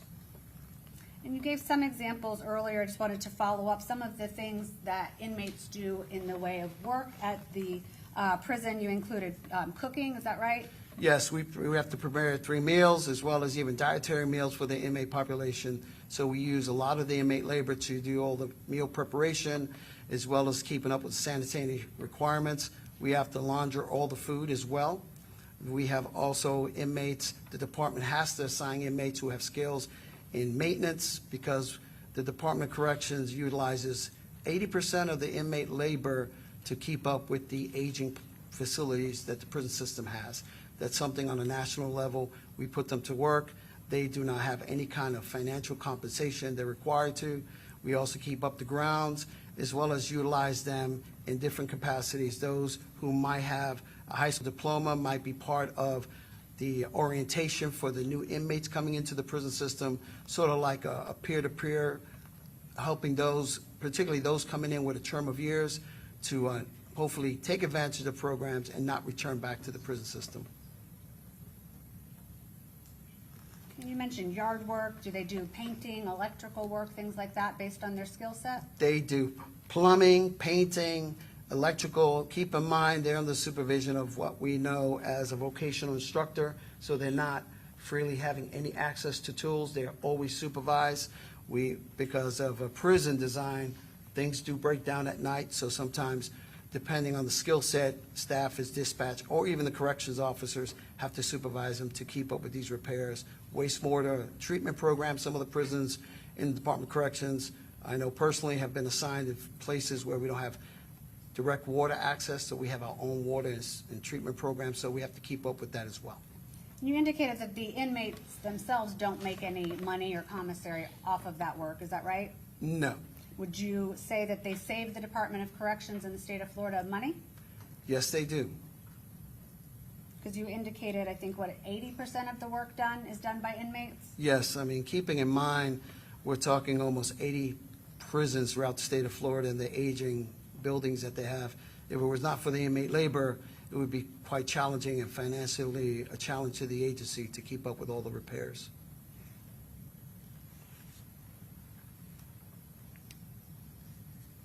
Do they do anything that that they can contribute outside the prison? Is there any work? I know, and this may be like way old school, we'd see inmates making like license plates. They probably don't do that anymore, but are they doing anything for people outside of the prison? And actually, they still do license plates. Oh, they do? Yeah.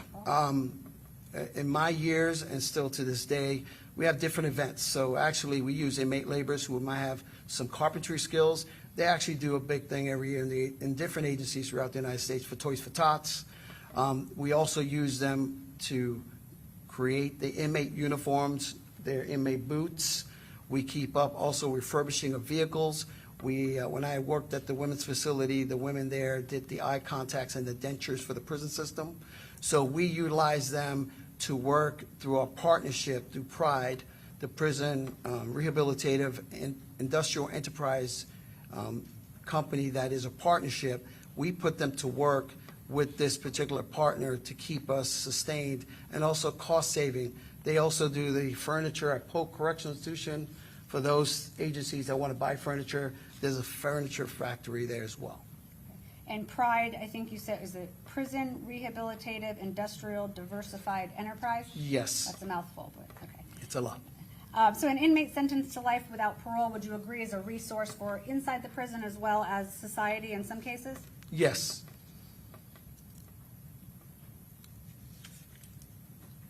What about, you talked about visitation and some incentives for following the rules. What, are inmates in prison allowed to communicate with people on the outside, and if so, how? Yes, they are allowed. There's the new industry standard. Typically, they can call on the phones, in which they can call out, but also we have tablets. It's the new industry standard. Inmates are assigned a tablet in which they can either do video visitation in some facilities and even text in a secure server to communicate with their family members as well. And I assume that's all monitored by the department? Completely, yes. And is it free to the inmate? No, The tablet's free, but the communications aren't, is that right? correct. There's a fee for the text as well as any kind of communication with outside folks. Now I want to move on to talk to you a little bit about if someone's serving, or they're sentenced to death and they become a death row inmate in Florida. How is an inmate on death row housed physically? Physically, when you're housed in a death row environment, particularly at Union CI, go there often, they're housed in a 6x9 cell, single-person housing with a mattress, their assigned TV, stainless steel sink and toilet, as well as our provided services. They also, 3 years ago, changed the process in which now inmates on death row also are allowed and issued a tablet, as well as they're allowed a lot more time out of their cells as historically, and also have family visits. Their food is delivered to them, and their uniforms are delivered to them, but they're not required to work. Let me just take those a little bit one at a time. So you said the TV, do they have their own TV? Yes. What about the inmates that are serving life without parole? Do they get their own TV? No, each side of the dorm or each pod or quad is, depending what you call it, the department has to share a TV in that environment. So there's often fights and stuff, but they basically, amongst the prison population, have to determine what channel of the limited channels they can see. But somebody that's on death row will have their own TV? Yes. And do they go to the chow hall to eat, or you said they get the food delivered to them? Their 3 meals are delivered to them on the row. Do they do their own laundry? No. So somebody else, the inmates that are working, do their laundry and bring it to them? The inmate laundry is done by the inmate laundry trustees, as we often call them, and they will be delivered on a weekly schedule, exchange their uniforms. And you, I believe you said that they are not required to work. Are they able to work? They're able to work, but they're not required to work. Do inmates sentenced to death contribute to the prison workforce in any way? No. So let me turn your attention to Mr. Gathright, Sean Gathright. Did you have an opportunity to meet with him? Yes, I did. Okay, do you recall when that was? And you can look at your notes if you need to. March refresh. 1st, 2026, at the Hillsborough County Jail. And what was his demeanor, just generally, when you met with him? Very pleasant, a young individual who was very articulate. We spoke, he was very respectful, had a good meeting with him. And I assume you know that he's relatively young, at 20 years old right now. Yes, he was booked at the age of 18, he's 20 now. Did you learn through records provided by my office that Mr. Gathright was a high school graduate? Yes, Okay, let me ask you a little bit about that. You mentioned earlier in your direct about somebody with an education. Certain inmates can maybe be kind of mentors or peer-to-peer, I think you described it, working with inmates that are serving a term of years, meaning they are getting out of prison. Do you think that Mr. Gathright would have that ability if he were serving a life without parole sentence? he would have that ability. Of course, classification will have to look at his behavior, but the fact that he does have a high school diploma, that is one of the requirements to be an inmate student aid, because they're helping other individual prisoners obtain some kind of education programming, so they have to have a high school diploma. So he does have the credentials to be considered for that type of work assignment. And as you said, when he gets to classification, somebody there will make all these determinations once they evaluate him physically, mentally, behaviorally, all of that stuff, right?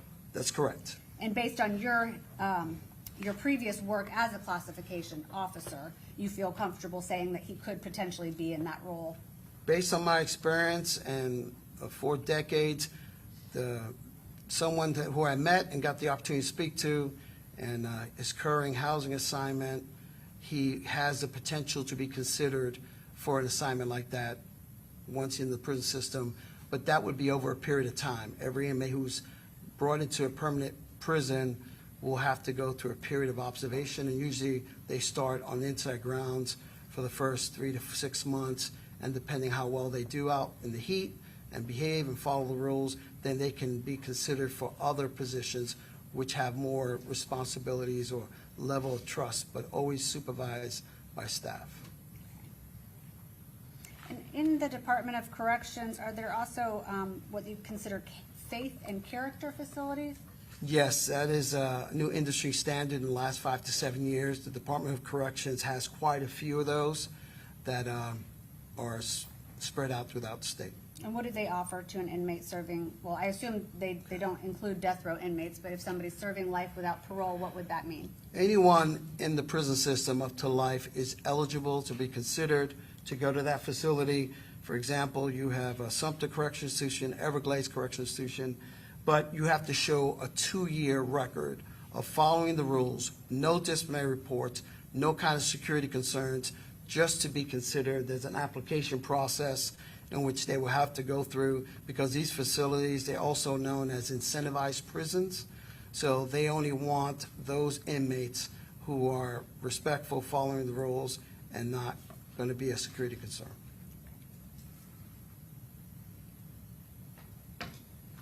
And based on Mr. Gathright's age, physical abilities, things like that, do you think that the prison would benefit from him in a work capacity if he were sentenced to life without parole? I say yes. With my experience, not only just in classification, but as former warden and even as a jail administrator, he's someone that's young, he's healthy. In reality, we need that labor, we need that sweat equity, and we will put him out there to work, because we do have an aging prison population, jail administration. We have that, so we put these young individuals to work and get some sweat equity out of them, since they are young and actually can do the work.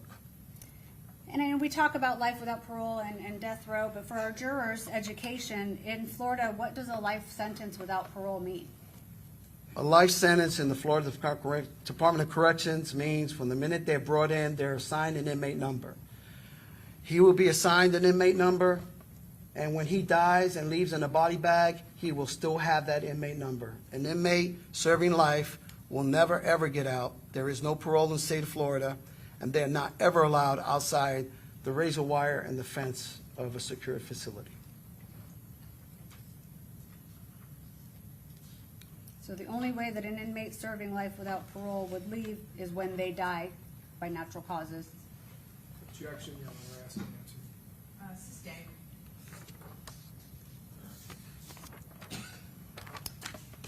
Your Honor, may I have a moment? Yes. I'll talk to the witness. Thank you. Okay, very good. Mr. Harmon?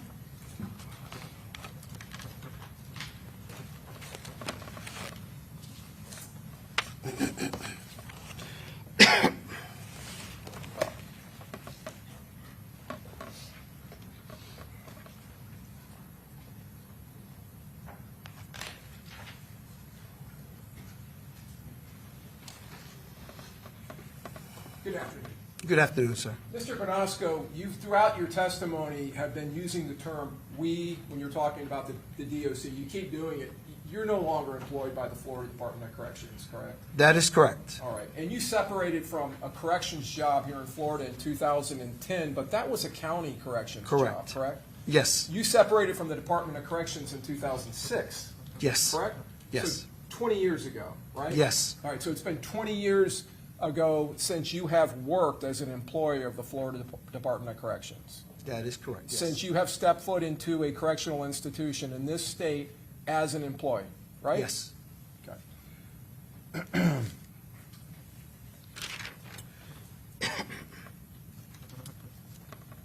Now, you've talked about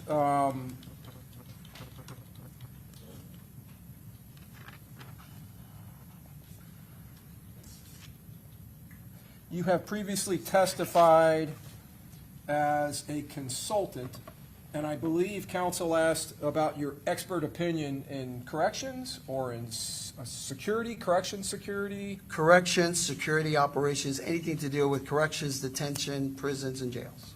The 55 times that you've testified, that has included testifying in civil cases, correct? Yeah, a handful, yes, sir. Testifying in cases where people have filed lawsuits where someone's been injured or hurt in a jail or in the prisons. Yes.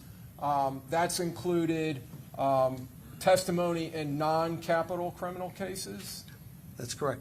When did you start testifying in criminal cases? In criminal cases? Yeah. Oh, it's been Criminal over cases. 10 years. But Over 10 years, Mhm. all right.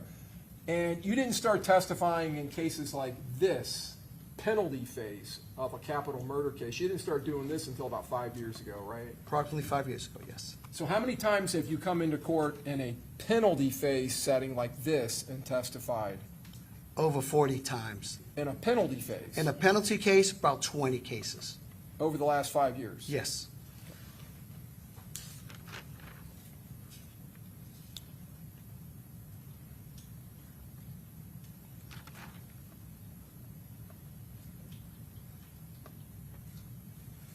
You were asked about the typical day in the life of a person who has been sentenced to life without parole here in the state of Florida, right? Yes. In the prisons, correct? Yes. And you would agree that when the person is sentenced and they're transported, they go to a receiving facility, correct? From the county jail? Yes. Yes, they go to a reception center, A yes. reception center. And then, I don't know, are they classified there, or do they go to some other facility where they go through classification? No, every prisoner goes to the reception center, and they will classify them and assign them to a permanent prison. To a permanent prison, right. And that's done by a classification specialist of some type? Classification officer along with their classification supervisor. And once they get into a prison, when they're assigned to their prison, they will be observed and they will be watched and monitored and documented, as you said, as they go through their day-to-day activities, correct? Yes. Over the course of the time that they're in that facility, right? Yes. And at about 6 months approximately, they're going to be reevaluated, right? Right, anywhere from 3 to 6 months. Now, of course, to clarify, if they're not adjusting well, they will be reassessed sooner Right. than that. But they're, okay, that's true. Okay, if they commit some offense, or they violate some major rule, or they start accumulating DRs, disciplinary reports, that may accelerate that classification or reevaluation. Is that right? Yes. But at some point, even if they live spotlessly clean, follow all the rules, they are a wonderful inmate, they do everything right, they're going to be reclassified at some point within a year. Well, particularly in this case, when you're serving a life sentence, at a minimum, you have to have an annual review. So basically, they have a reassessment annually just to make sure they're keeping up with their behavior and touching base with any needs as a case manager would do. Right, and I misspoke. They're not necessarily going to be reclassified, but they're going to be reassessed, reevaluated. Yes. And that's done by a classification team or a specialist in that facility? Right. The classification officer will review them, and then the paperwork goes to the institutional classification team.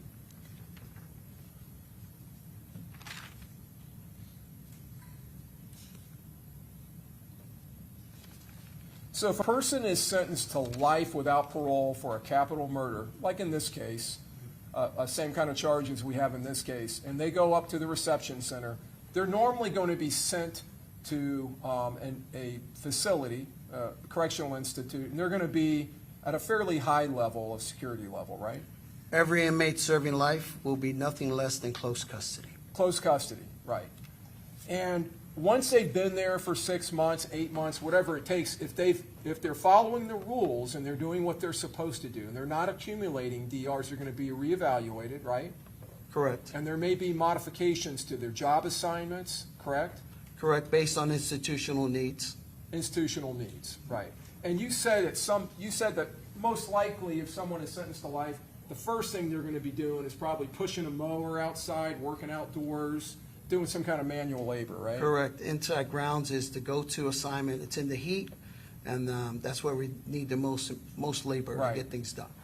And a lot of these facilities, even the ones in North Florida in the summer, they get pretty hot, don't they? Every one of them. So they're going to be out there in the heat getting pressure tested as far as their ability to maintain what they're supposed to be doing their jobs, doing it right, being disciplined enough to follow regulations, right, and rules. Yes.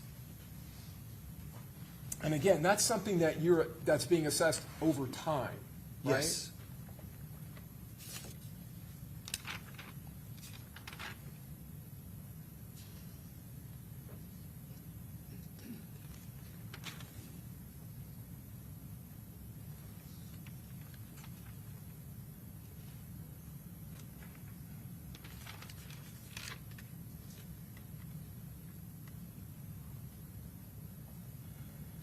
I was trying to find the term you used, a period of observation, correct?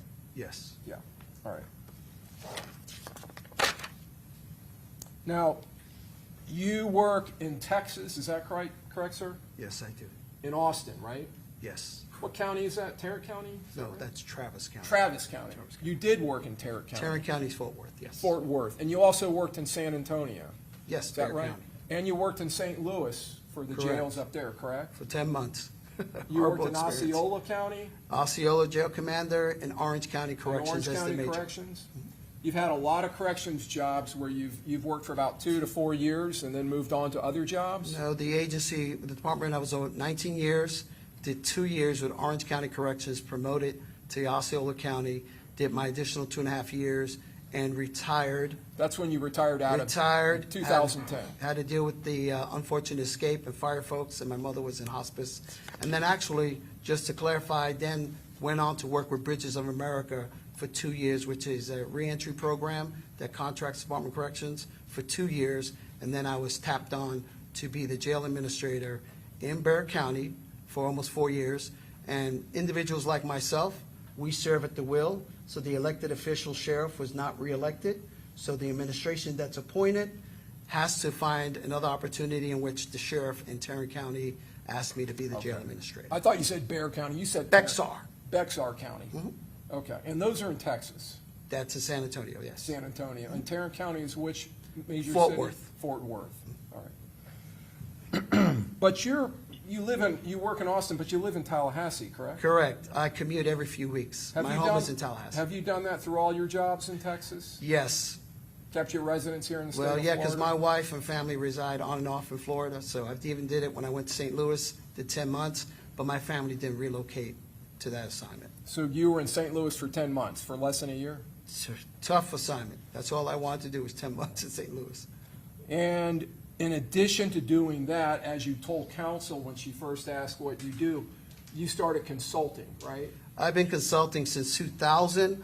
I'm a National American Correctional Association national and international auditor. I've done over 300 prison and jail inspections in state as Well, well I'm as. sorry, I didn't mean to cut you off, but I was talking about consulting in legal cases. I Okay. should have been more specific. Okay. At some Yeah. point, you started consulting in legal cases. Correct. It could have been Okay. 2014 is when I started doing more of the legal side of it. So when, getting back to what we were talking about, when you worked in the DOC, you either trained on or you supervised the people who were doing these classifications, correct? Yes, The teams, the classification specialists or coordinators, all that. fair to say that? Yep? Yep. Okay. And like we were talking about earlier, they're reviewing, and you correct me if I'm wrong, the security level for that person? Or Correct. the custody level? Yeah, what happens is we review, first of all, the term that they're sent to the prison system will determine their custody in many cases. So someone who serves life, you will always be close custody. That's just the system is designed that way. Depending on other inmates coming in the system, if they have a term of years, they also look at that. If their charges mitigate, all those things to determine their custody level. And a lot of it, or most of it, is based on their adjustment, right? How they're adjusting. Their adjustment, as well as their prison sentence, as well as Right. their prison. But I mean, they're continuing, when you're reassessing a person's status and how they're going to live in the custody or that institution, they're looking at how they're adjusting to prison life over time, right? Yes.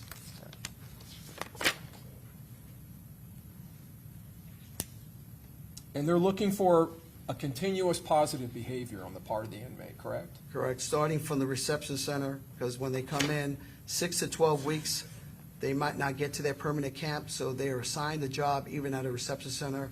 If you're there more than 10 weeks, you have to get a job assignment, so they actually start now assessing them even at the reception center, pending going to their permanent facility.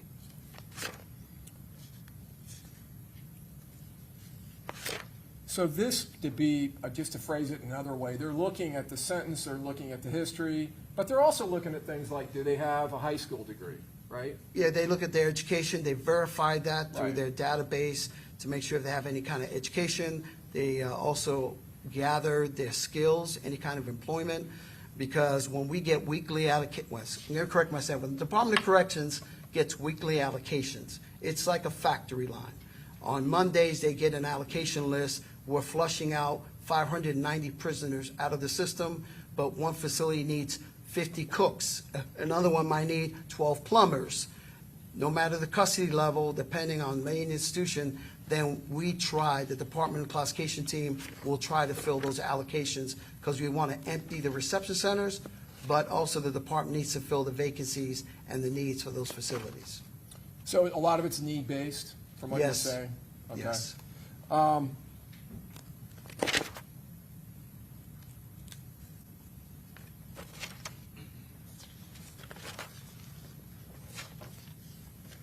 You spent, in this case with Mr. Gathright, an hour and a half with him, correct? Yes, And you've told us some of your impressions here a few minutes ago? yes. Yeah, let me just go through that with you.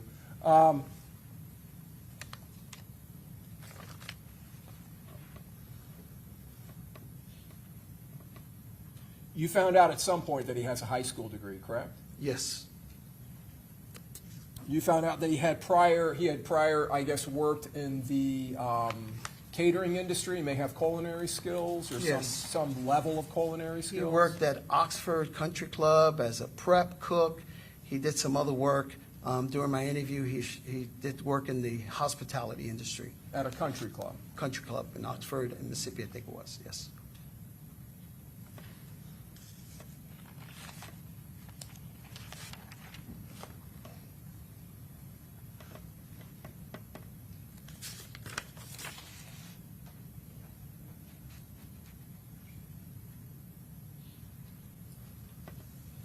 And you found him to be very articulate, correct?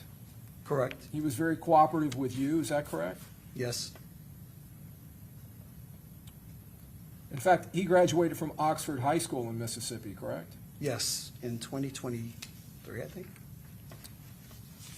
Yes. He also worked for the Omni Hotel, is that right? In catering? Let me double check.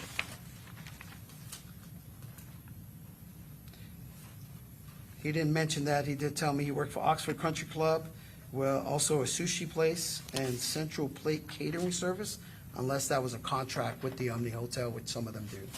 Not familiar.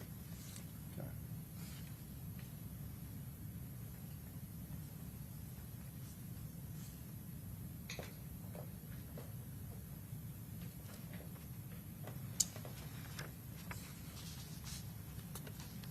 If you had said at a time in the past that he did work for the Omni Hotel, would it refresh your memory if I showed you that? Sure. May I approach the witness, Your Honor? Yes. And it's page 23, counsel, of his deposition.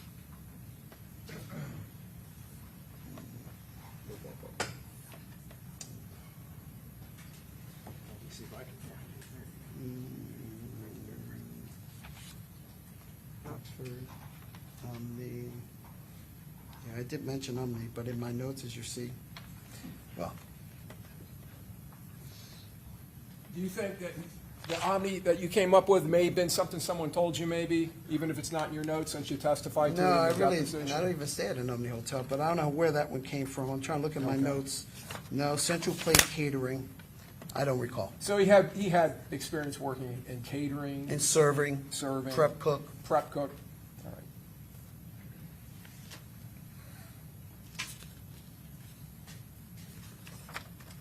Do you remember telling me in your deposition that I took of you that you were impressed by him? Yes. And you found him to be a very mature person, a very mature young man? Someone 20, yes, he came across very mature.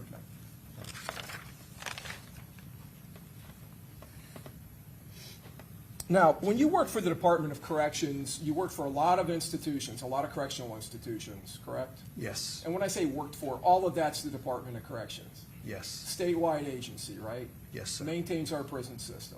Is that correct? All right. Yes. So I think you said you worked at Tomoka, you worked at Martin.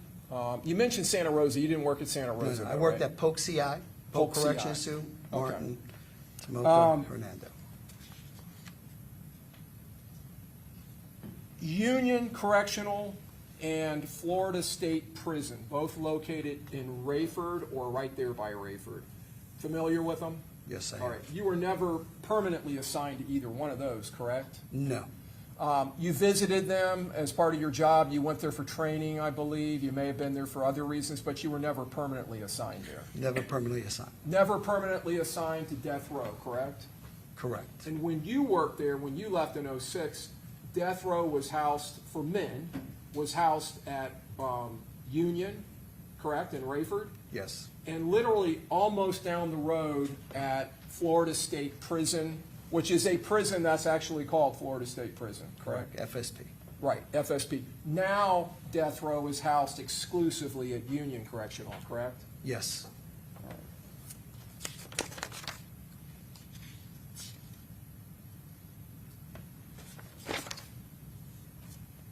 You have not viewed the inside area of death row or had access to that in over 20 years, correct? correct. Death row conditions, would you agree with me that that is maximum solitary close custody? It is maximum security, close custody. I don't know if the word solitary, that's a All right. word we don't use in the industry anymore because. Right. of rights. Well, the common meaning solitary, meaning that they are housed individually in their own cells, correct? Yes, You indicated earlier the cells are 6 feet by 9 feet, correct? approximately, yes. All right. And in death row, there are 6 wings, each with 2 levels, 8 cells per row. Is that correct? That's correct. That's my right. understanding. You mentioned steel toilets and sinks. The toilet has no lid, correct? Stainless steel toilet, yeah, no lids. Industrial corrections toilets. Right. They have a steel bed with a thin mattress, correct?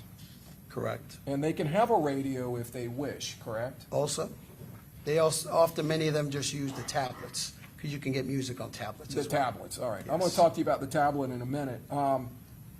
They are issued tablets. Let's just go ahead and talk about it. They are issued tablets. The tablet is, it's like a like it sounds. It's like a pad, electrical pad or tablet. It's a hard book. Right. And it has limited content on it. You can read books on it. There are some programs you can watch on it.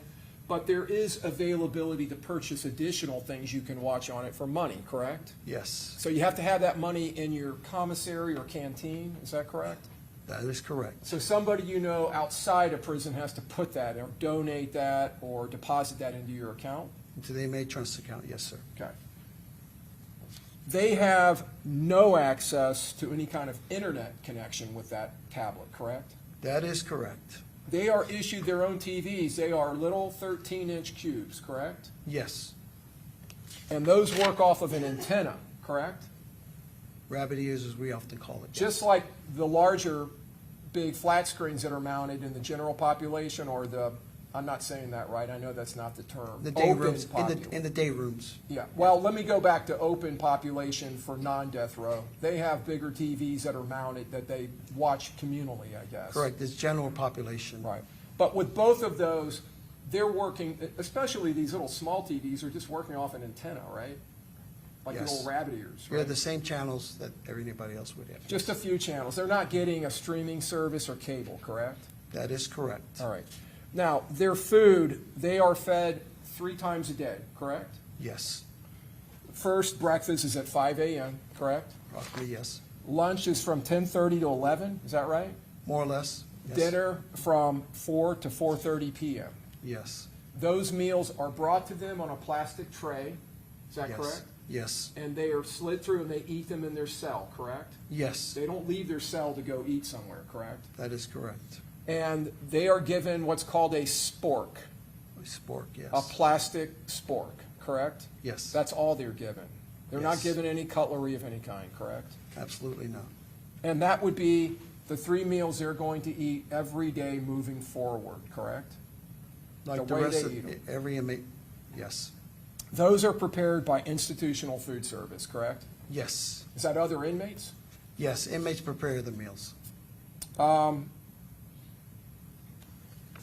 So they're eating them when they're secured in their cells, correct? Yep. All I right. think from time to time, keeping up with some of the changes, they might have 1 or 2 eat in the day room, the trustees helping, but majority of them eat in the cell. Now, they're allowed to have snacks, correct? Yeah, yes, commissary items, yes, But they have to purchase those from the commissary correct. with money deposited into that account. Is that right? Yes, All right.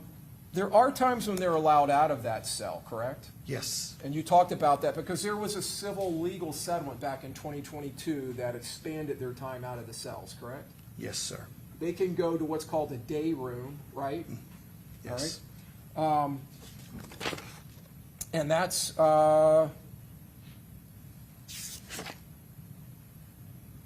every day, Monday through Friday, for 3.5 hours, correct? yes. And that is that entire row, so 8 or 7 inmates, correct? 7, 8 inmates in the same common area. Right. If they choose to leave the cell. So the common area is basically a cell, just like the one they're in, that's in the middle of the row. That's an empty cell that has things in it, like a kiosk, a TV, a card table, right? Now, when you say the middle cell, you're talking about the day room environment? The day room. Yeah, it's sort of an area, but it's not a cell that everyone goes into. It's a common area. It's about the size of a cell, though, About right? the size, very small, but it's Very a common small. area where the officers are supervising them. They're not like in a cell. So these inmates, during that time, they can also elect to go use one of the phones on the row, right? Yes. On that row. Or they can elect to take a shower, correct? To Yes, go have a shower. And like all the other, they get 3 showers a week, but they can elect to use that day room time to get a shower, right? yes.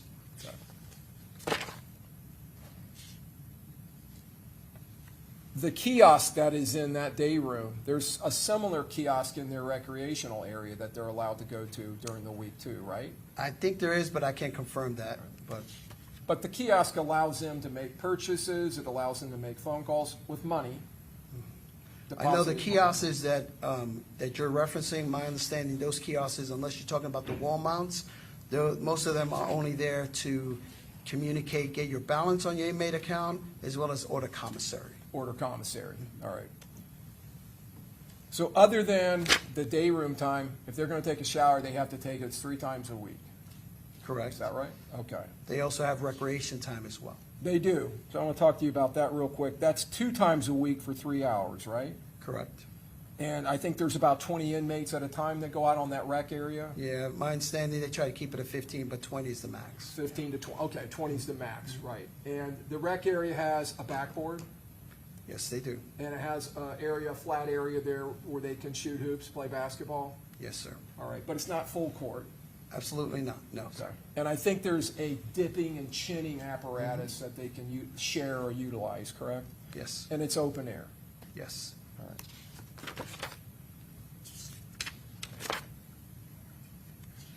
Visitation is on the weekend, if they're allowed to have visitation. And during the week, I've visited many times, and families do come up during the week as well. That has to be pre-approved, correct? By the warden, yes, sir. But there are hours on the weekends from, I believe, 9 to 3, where they can go and be visited, correct? Correct. So, other than what we've talked about, staying on their row where their cells are lined up and going to the day room or going to the rec area, anytime they leave that cell, they are shackled, correct?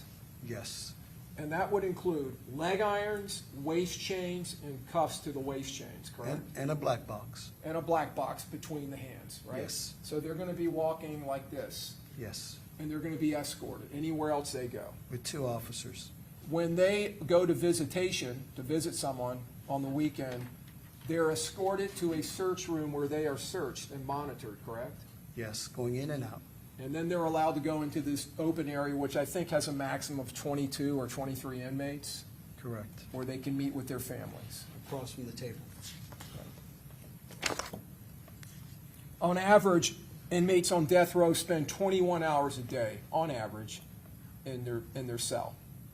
Well, depending on the week, of the day, it can be as less as 16 hours, but depending on if that's the day room, and also keep in mind, they can put a request to go to the library as well now, in which they have to be escorted. And they can also say they had a medical emergency, so I don't want to quantify that, because every day is a different Right, day. But right. I would honestly say anywhere from 15 to 21 hours is about the average.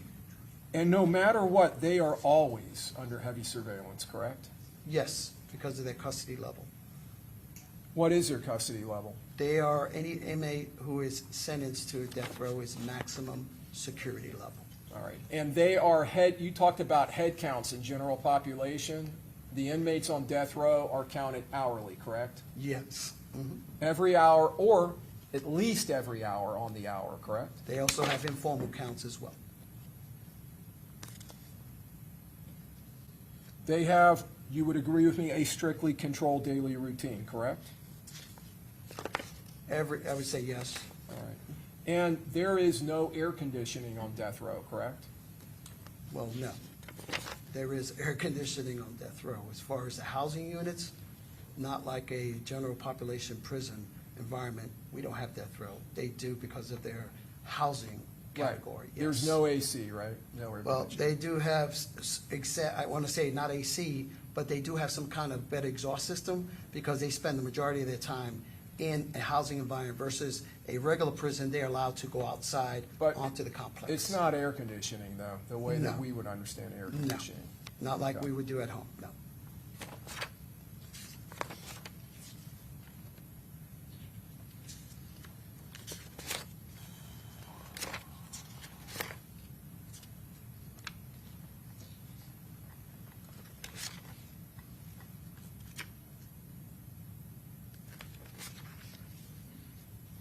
I believe you answered this, but to counsel's question,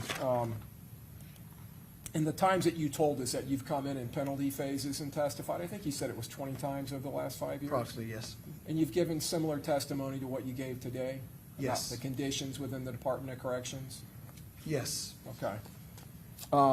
You've never testified in those cases for the state or the prosecution, correct? no, never been asked. And you indicated you are getting paid for your work in this case, and you told us your rate's $200, $225 for Testimony. testimony, Have you tendered any invoices for your work? Yes, I have. What was the total? The total for the first invoice was for 10 hours and a half, and it was approximately $1,800. And how much additional work hours since then? 20 hours, totaling probably about $2,500 more. Lastly, you found with the defendant, when you interviewed him over that hour and a half, that not only was he mature, but you gave the opinion that he could handle himself, correct?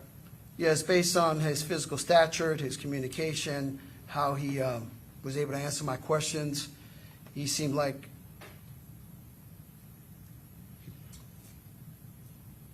Go ahead. Okay, keep going. Okay. No, keep I'm talking. sorry. He's listening. All right, okay, he's listening, okay. So, based on my observation, he didn't pose a concern of not living in general population, particularly at the jail, the way he's in general population and talking to the officers. Right. Yeah.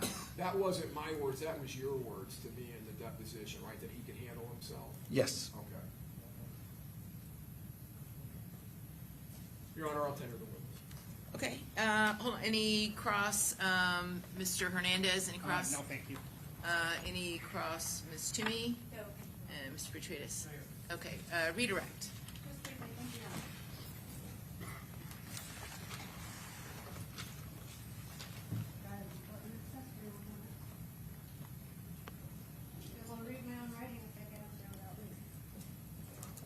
Just a couple follow-up questions, Mr. Bonasco.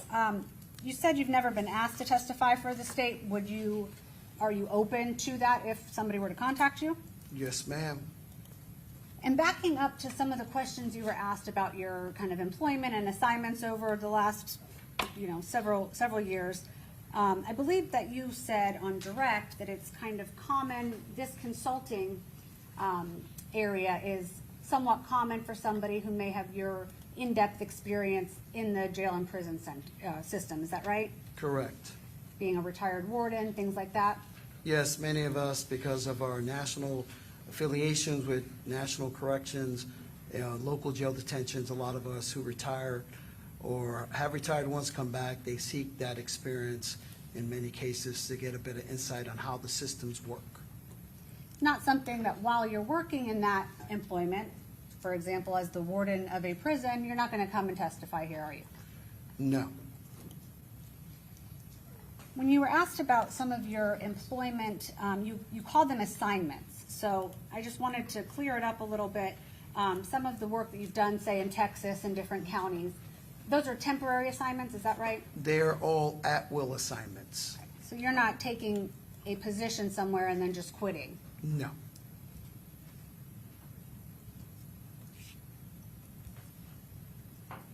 When you said that in speaking with Mr. Gathright, he was mature for a 20-year-old, was that based upon the conversation you had with him?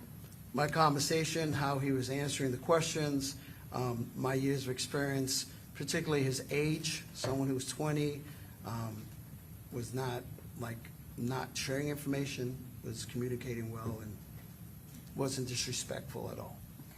You weren't asked to evaluate his decision-making or impulsivity or anything like that, right? No.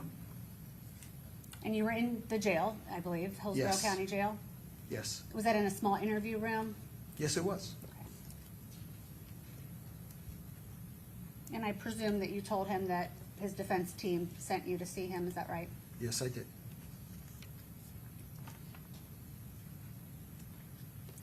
You were asked about some areas of death row and when the inmates can go outside, and you were asked if they were open air, and you said yes, right? Yes. The law requires an amount of air and sunshine, is that correct? Yes, they're required to have sun, also for national accreditation purposes.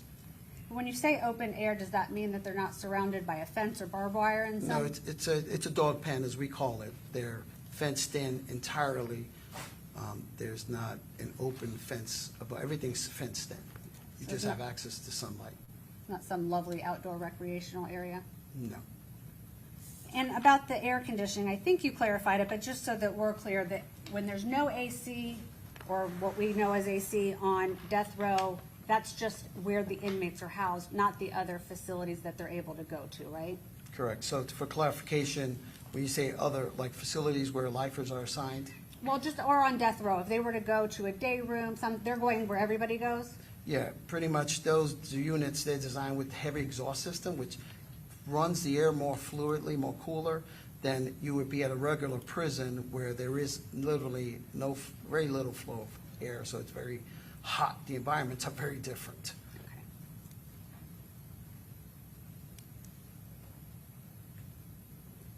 In the visits that a death row inmate has, Mr. Harmon kind of showed how they're shackled and they have the black box and they're in handcuffs, but those handcuffs are actually removed when they visit with their loved ones, right? Yes, they are. And they're allowed a hug and a kiss, I believe? A hug and an embrace, that's it. Just like the rest of the inmate population. When someone is sentenced to life without parole, is the goal of the Florida Department of Corrections to rehabilitate that person? Objection, outside the scope, Your Honor. Overall, go ahead. No, in my many years of experience as classification officer and supervisor, the standard practice across the industry, those who are serving a term of life, they're not the ones that we are focused on making an investment in.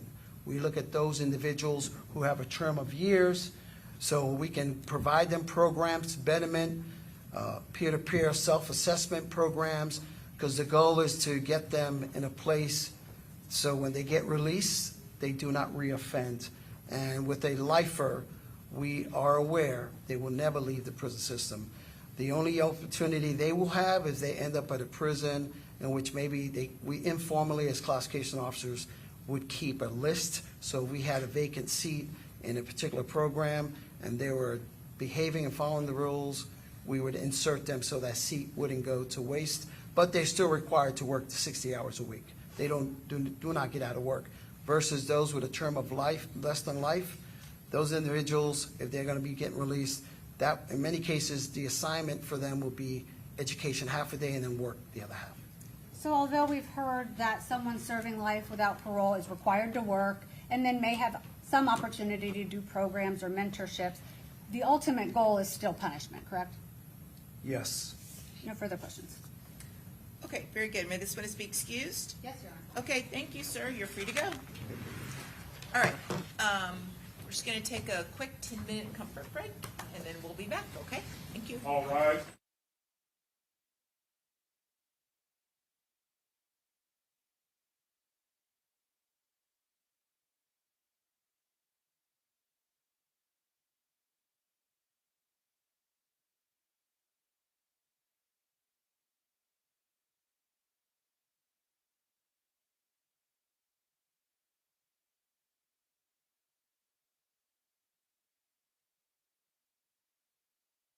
Ms. Finkelstein, who's going to be your next I witness? have two witnesses that should be, and I'm going to confirm now, should be on Zoom.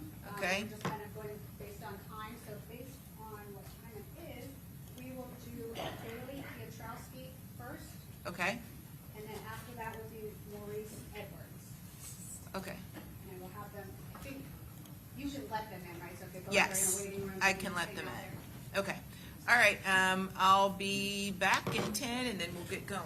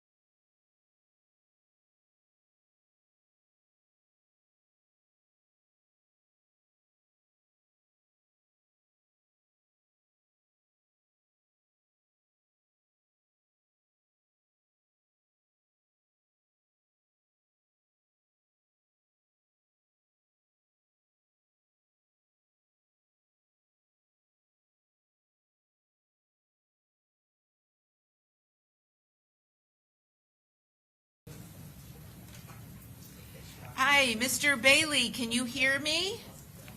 Yes, I can. Okay, very good. We're about ready to get started. The jury's not back in the courtroom yet. I just wanted to make sure that you were able to hear us and that we could get you logged into Zoom. Yes, I can hear you. Okay, very good. All right, do we have everyone back? Think so? Yes? Yes, I'll answer my own question, yes. Okay, state's present. All right, let's go ahead and get the jury brought in. And then you're gonna have to step down and go swear. Huh? Check out the camera. I know. Okay. Yeah.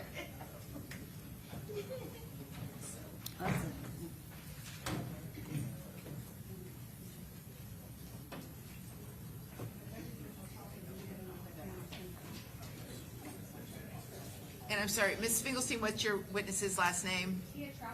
Piotrowski, okay, very good. All rise.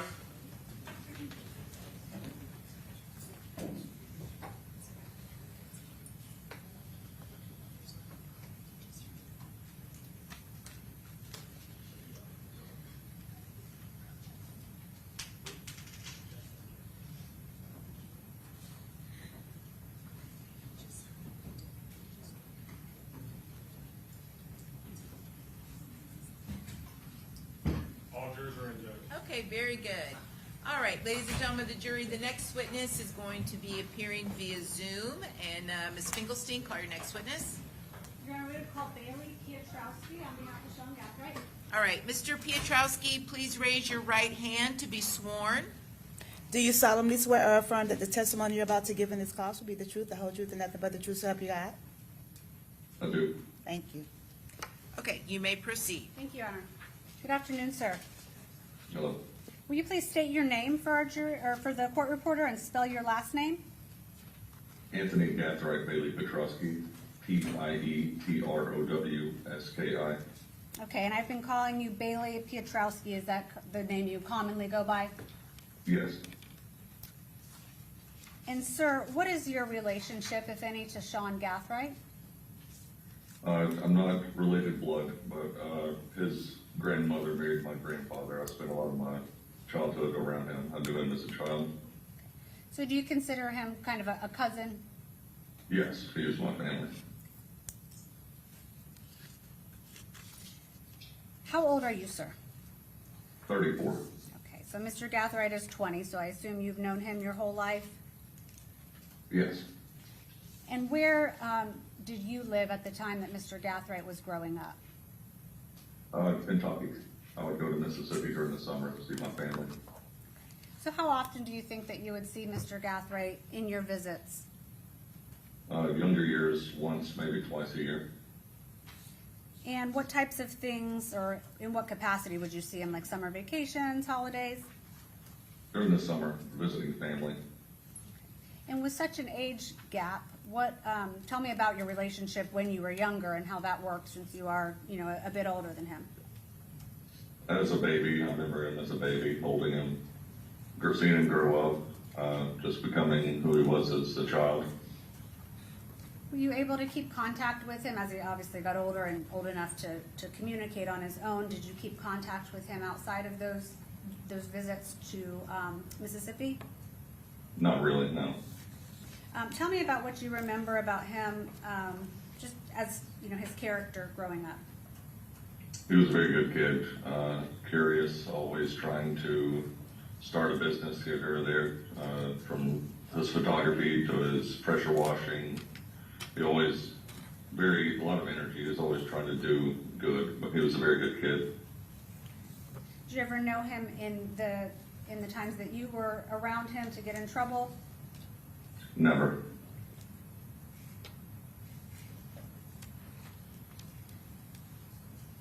And you indicated you're aware of some kind of, businesses and business ventures that he was doing. Anything else that you can remember as Sean grew up regarding things that he was doing either in school or anything that you had knowledge of? Not to my knowledge, no. How was he with your family? If you came for kind of family events and summers, how was he with other family members? I fit right in. He was funny. He would always joke around. I saw no issues out of him.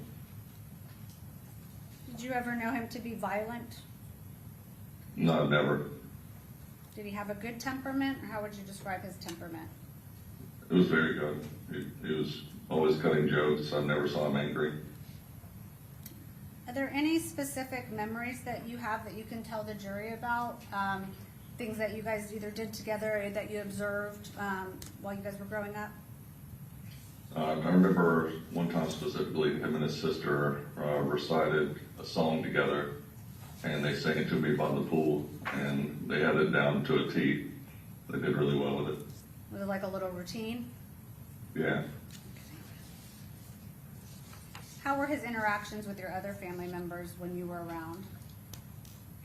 I never saw any issues myself.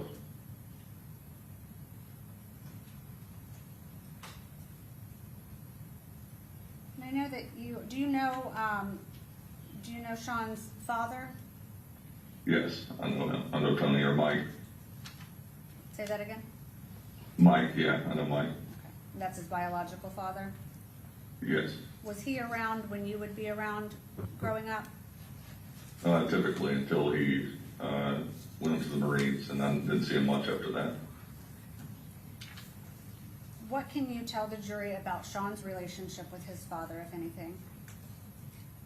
I wasn't there for anything, but I know it had some rocky roads, but I never saw any of it myself.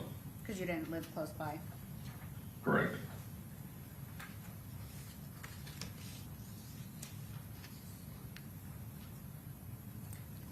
When's the last time, obviously,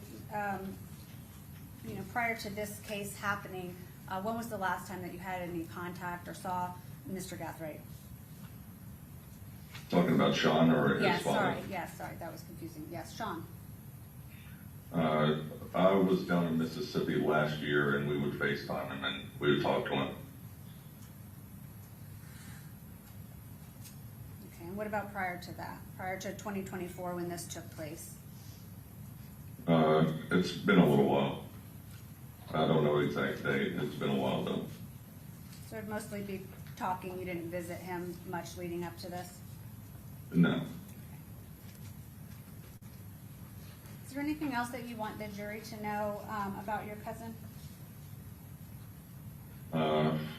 He's a dedicated kid. He's very productive. He's intelligent. He was an exceptional child. Will you continue to maintain a relationship with him if he is serving a prison sentence? I would like to. I'll pass the witness, Your Honor. Okay, Ross? Don't go anywhere yet. Yes, Your Honor. Okay.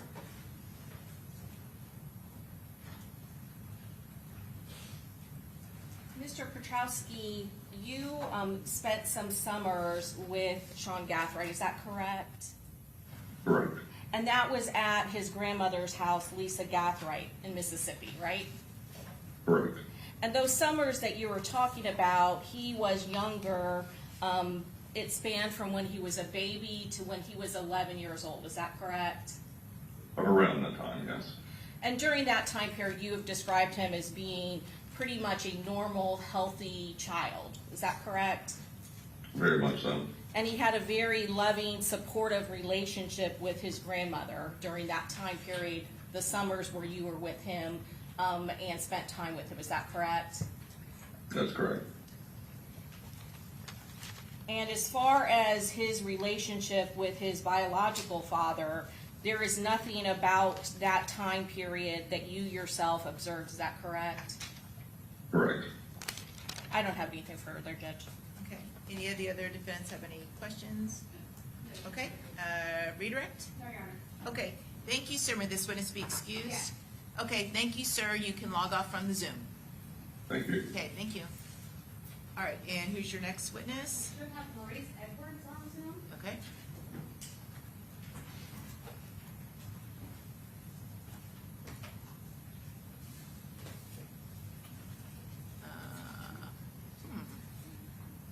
Just want have to let him in. I hope I didn't, oh, there he is. Mr. Maurice Edwards, are you present? Can you hear me? Yes. Okay, can you turn on your video? Okay, very good. The clerk, raise your right hand, the clerk's going to swear you in, okay? Oh, Do you solemnly swear or affirm that the testimony you're about to give in this cause will be the truth, the whole truth, and nothing but the truth, so help you God? I do. You can put your hand down.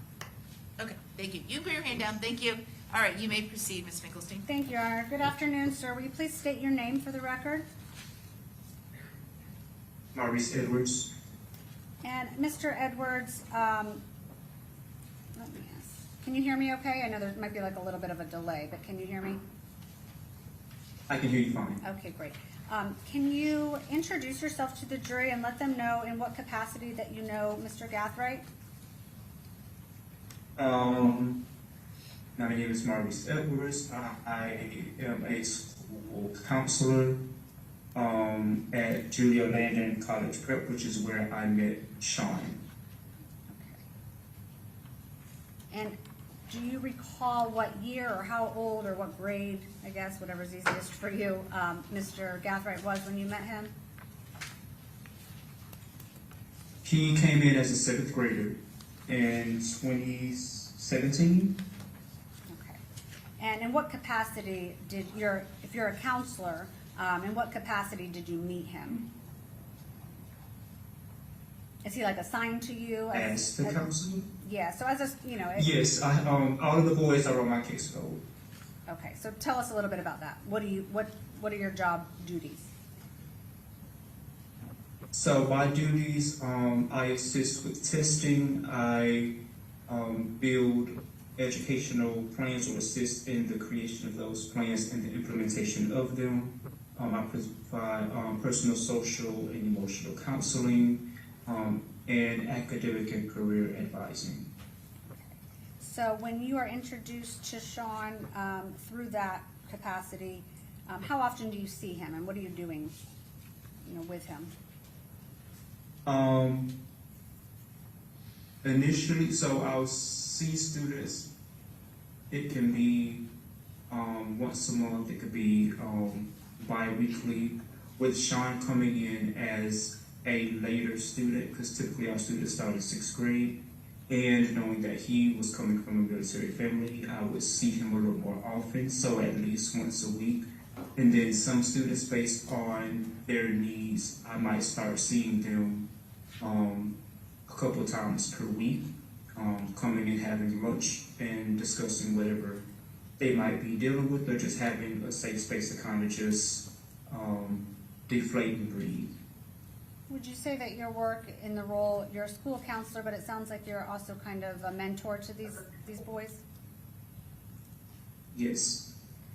And you mentioned that due to Mr. Gathright coming in 7th grade and being in a military family, that was a special circumstance that you took into consideration. Tell us a little bit more about that and why that was important.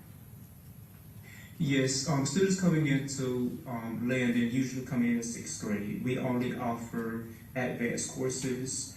We also have a leadership course. With Sean coming in as 7th grader, he missed that first year. So coming from what we would consider a traditional middle school, we want to help get him acclimated to how things are here and get him caught up and make sure that he has the support he needs academically, considering that our classes here are more rigorous. As far as the military family, we do understand that military families can move pretty often, and that does have an impact on the child academically and then emotionally having to move from place to place. So we take that into account as well. Did he seem well adjusted to you, or how would you describe him when he first got there? Kind of like any kid on their first day of school. It's a new place. I don't know anybody. I'm trying to see where I fit in. And he was a smaller kid. So a lot of kids may have thought he was in 6th grade, but he was in 7th grade. So trying to navigate that. So But outside of that, once he started to get to know people, I introduced him with the group that I worked with, and that kind of helped him get comfortable and kind of find his place among the group.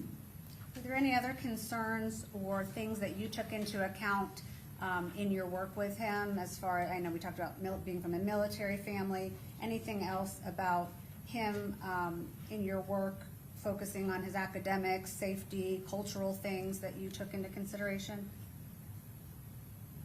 Are we speaking initially or just during the time? Yeah, I guess initially when you first evaluated him and began working with him. No, not initially. Okay, and what about later on?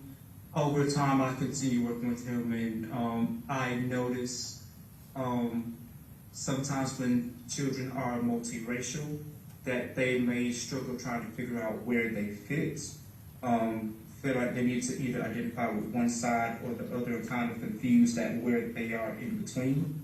So I paid attention to that and tried to help him understand that it's okay having a piece of both worlds.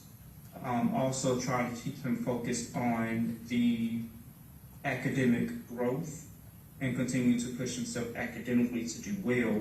So I did kind of provide him some support academically to kind of make sure he kept up with this work and that he stayed on top of everything, didn't get behind. If he needed help connecting him with people that can kind of support him in what he needed. How would you describe Sean as a student? He was an average to above average student, which I think is a big deal. Coming in as a 7th grader at a college prep middle school and being able to still make average to above average grades. Meaning if he went to a traditional school, he would have easily made like straight A's and maybe a B here or there. So what exactly is a college prep middle school? What's different about that? So the college prep middle school offers only advanced courses and allows them the opportunity to take high school courses at the middle school level. And then once they get to the high school level, they will continue that program if they so choose, taking advanced high school courses and being able to take AP, IB, and college courses. Okay, so it sounds like they're kind of one step ahead, or can be. Yes. Was there any traveling or anything involved with the work that you did with Sean? Yes, I am the international travel sponsor at the school, so that is something that Sean also took advantage of. So he had the opportunity to go to several countries while he was here, and that continued once he went into high school. Okay, tell me about that. What does the program consist of, and where did Sean go? So at the middle school level, it's just an international travel program. We did some trips with Education First, or EF Tours, and he went to Scotland, Ireland, France, London, and Spain. And then Jacksonville Sister Cities is another organization that's Jacksonville based, where it's a city-to-city partnership with Jacksonville. We call it twinning with another city in another country. So he had the opportunity to go to South Africa with that program. And did you go on all those trips? Yes. What about any family members? Did they go on the trips with him? His grandmother went to all of the trips except for South Africa. Was a family member required to go on that one? No, family members are not required to go on any of the trips, but it's open to if they would like to go. Okay, so his grandmother, do you remember which grandmother? Maternal or paternal, or her name? His paternal grandmother. Okay. So that would be Lisa Gathright, if you recall? Correct. Yes. And what about his sister? Did she go on any trips? She went on the trip to London, Paris, and Spain.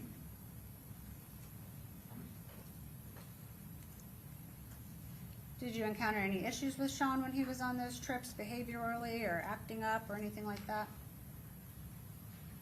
Sean never really caused me any issues. I mean, but just like any kid, you might have to kind of remind them of things you need to do. My biggest thing is, getting up on time and leaving on time. But Sean had never been rude or disrespectful or anything like that to me. And I don't know if you've already explained this, were any of those trips for ambassador type work? That was the South Africa trip. Okay, tell us a little bit more about that. So with the Jacksonville sister cities, the students travel as ambassadors. So they are youth ambassadors, which is what he was going on that trip. And he meets with children from South Africa. They exchange culture. They discuss challenges that teenagers have in America versus what teenagers may have challenges with in South Africa. They learn different cultural customs. They learn a couple of their phrases, and they do their best trying to speak them. They get to see what their accommodations are like. And then they kind of just do some stuff to have fun. What other types of things were done either in these countries or through your program that you think are helpful to tell the jury about, that reflect on Sean's work or his character? Through this particular program, I can say that Sean developed leadership. He's able to be a self-starter and get things done on his own. He has a very sharp mind. He's open-minded. He's can be very kind. And that's just in the travel piece. There's a separate piece that he also did with me where he was volunteering. So he would volunteer in the community. We supported the suicide awareness program that was done every year. I want to say that's in October. We've done breast cancer awareness. We helped with that. We've been to Ronald McDonald House and provided meals. The Clear White Mission does the same thing. They don't have to actually prepare the meal there, but they will help feed the homeless that are there. So they're serving plates and things like that. Trying to think of, he's come back to Landon a couple of times. I do I want to say a orientation for incoming 6th grade students where they learn the expectations of the school. They get some help on organization and time management, conflict resolution, things like that. And he was a part of those sessions, helping with the boys and helping to teach them what it's like and what they can look forward to and how they should be as students growing into young men. Okay, he would come back and do that to help you out. Yes. How old was he between when you met him and when he was no longer at the school, but you still continued to see him? But in what years or ages? In ninth, so he was here for 7th and 8th grade, and then in 9th grade, clearly he went to high school. But he wanted to maintain a relationship, which was perfectly fine. He valued my insight and guidance, so he and his mom would continue to keep me in the loop on things going on with him. If he had questions, I know I also tutored him as well. When he was in high school? Yes. And up until the time that he was arrested for this case, did you still maintain a relationship with Sean? Yes, he moved to Mississippi, and we would still talk every once in a while. He would let me know how things were going. I would check and say, make sure you're still doing good at school, what the grades looking like. So we would still talk every once in a while. When he came back, we still talk. We actually had, I think we actually went to dinner prior to him getting arrested. I want to say maybe a month or 2 months before, because again, I started traveling. So I saw him before, and we went out and talking and everything, and then I started traveling. So you still maintained a relationship up to very close to the time of his arrest? Yes. Are you able to maintain a relationship with him now, or would you be willing to when he is sentenced to prison? Yes, we still talk even now. I check in. I really try to encourage him and give him things to focus on. I'm still focused on his mind, and I want him to be safe and not harm himself. That's actually one of my biggest concerns right now. And let me ask you, some of the trips that you went on, I know, and I'm not going to do it here on Zoom because that I can foresee a disaster, but did you take photos and provide my office and the defense team with photos from those trips? Yes. Okay, and would those reflect things that you did while in these various locations? Perhaps I know some of them might be him when we're out and about, and he took. There's a picture of. I know I'm thinking of one particular picture when we were in Ireland that I sent. Okay. So there should be quite a few, as well as his ambassador certificate. And that's for what he got when he went to South Africa? Yes.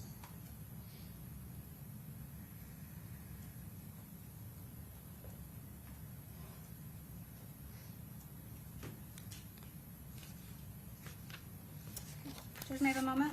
Yes.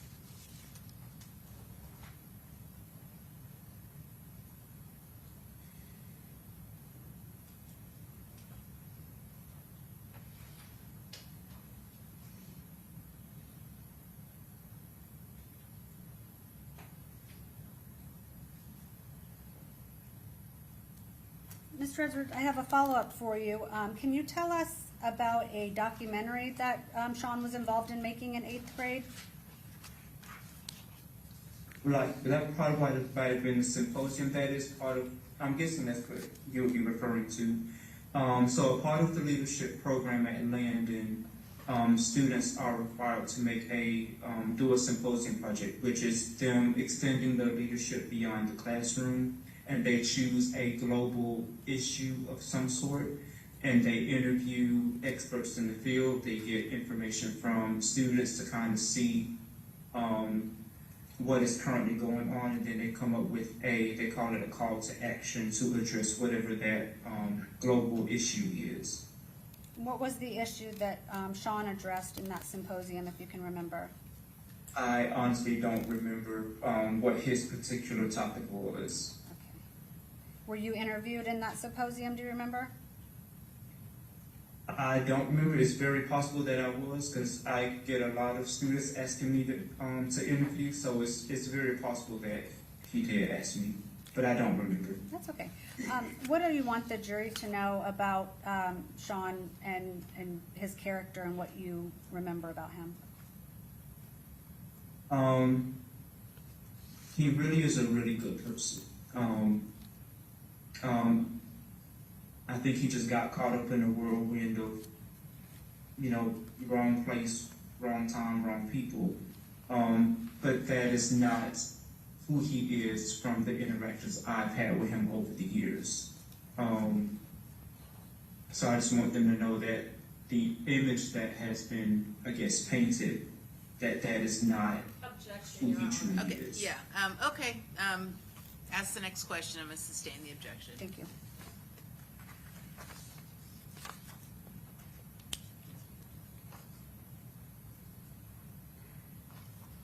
Would you say that in the work that you were present for, the ambassador and the leadership, that Sean had a positive impact on the people that in the incoming students and the people that he assisted?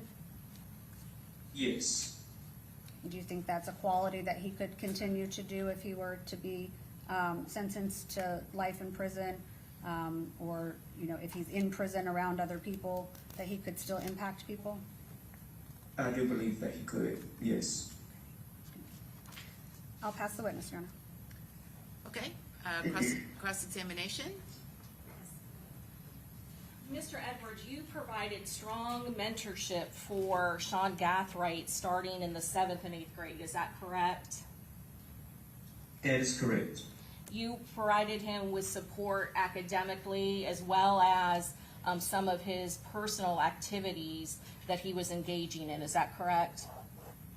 That's correct. And when you talk about this travel program where you're the international travel sponsor, you are part of that program, the educational aspect of that program, you are teaching them leadership skills. Isn't that true, sir? That is correct. You are focusing on what it means to be a good leader and values that leaders should possess. Is that correct? That is correct. And this program that you have testified about, that he participated in your travel program, you are telling us that he availed himself of this very beneficial educational travel program while he was with you. Is that correct? Yes. This is a program that not only allows him to travel internationally, but also learn about the cultural differences of people from different countries. Correct, sir? Yes. Part of this is it's educational, right? You are teaching them to respect religious differences and cultural differences. Isn't that true, sir? Yes. And what you have described is a program that benefited their participants by allowing them to travel all over the world. Isn't that true, sir? Yes. He received the benefit of traveling to London with you. Isn't that true, sir? Yes. The education of meeting with all those other people that he came into contact while over there. Isn't that true, sir?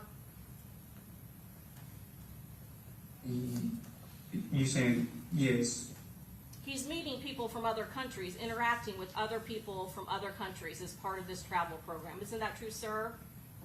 Yes. You're trying to develop leadership and as well as leadership skills in dealing with other people. Isn't that true, sir? Yes. He was able to receive the benefit of traveling with you to Paris for another educational opportunity. Is that true, sir?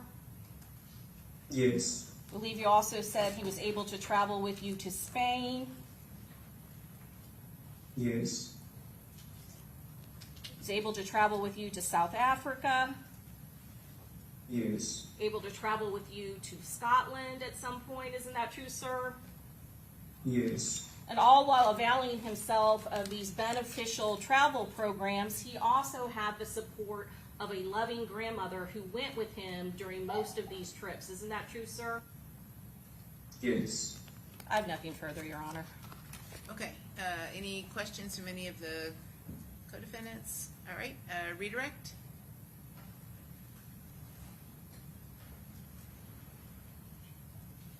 Mr. Edwards, just a couple more follow-ups. I think you indicated that although you had a relationship with Mr. Gathright to this day, your counseling with him was, or as his counselor, was through only 9th grade, right? Through 7th and 8th grade. Oh, I'm sorry. So he was not with you from 9th grade on. Correct. So although you had a relationship, it wasn't these scheduled meetings and traveling and things like that, right? So he did travel in high school. Because of the pandemic, we had to push trips back. So he continued to travel in high school. But I was no longer his counselor because he didn't attend Landon anymore. And did you ever have any concerns with him that would have, any reasons that they would get kicked out of these programs, anything like that? As in like the travel program and stuff like Yeah, that? I mean, or if Is that what you mean? yeah, if they misbehave or they do anything. No, I didn't have any concerns about him getting kicked out because they go through a interview process with me. They complete an application, they write an essay, they have to interview and then be proven to or given the seal of approval to travel. And then there are monthly meetings to kind of continue to check in and monitor and make sure that they are holding up their end of the bargain. And with the South Africa trip in particular, going as an ambassador, they have to do a service project of some form. And whatever it is that they choose to create or make it is what they would give to someone once they arrive in the country. If there were concerns with Mr. Gathright acting out or being violent, is it fair to assume he wouldn't be allowed to go on these trips? Objection asked and answered. Sustained. You described him as being kind.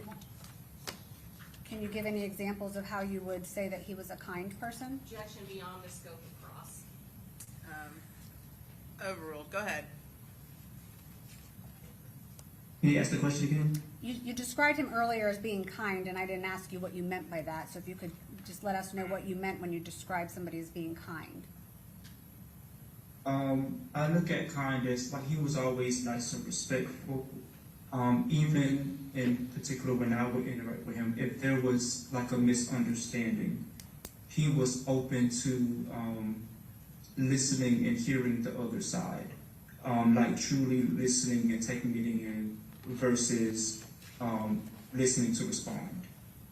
Okay. So he considered the other perspective and actually took it in. So I take that as kindness when you're willing to take in a different perspective other than what you see. Thank you, sir. I don't have any other questions. All right, may this witness be excused? Yes, Your Honor.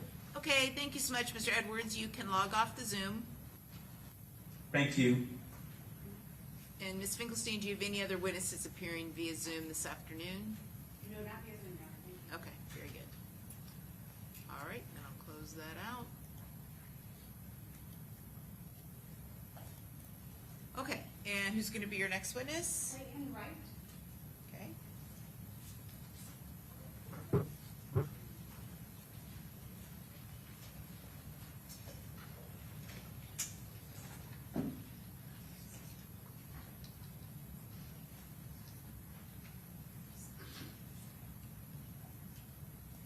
You may approach the clerk, Your Honor. Yep. Exhibit 2.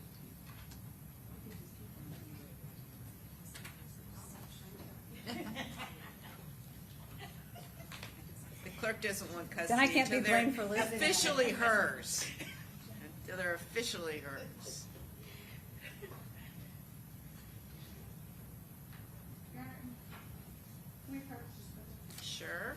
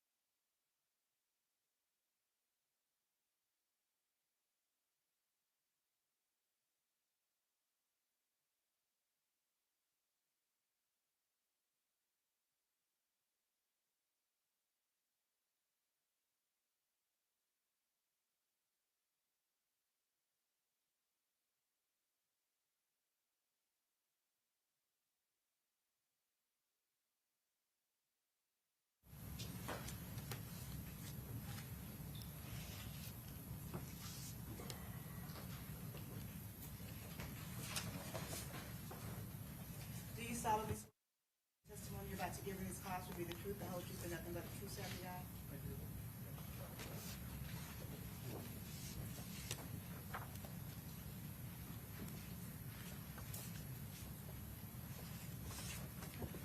All right, you may proceed. Thank you, Your Honor. Good afternoon, sir.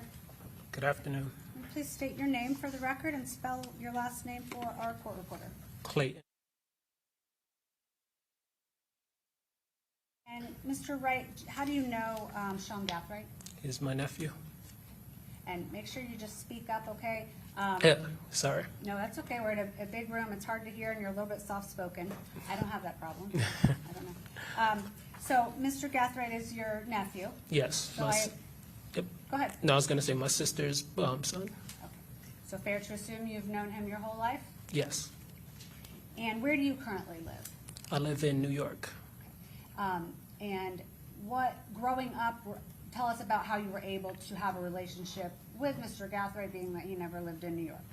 Yeah, so my older sister, his mother, was, somewhat of a, or pretty much a caretaker for me. She took care of me when I was younger, being her younger brother.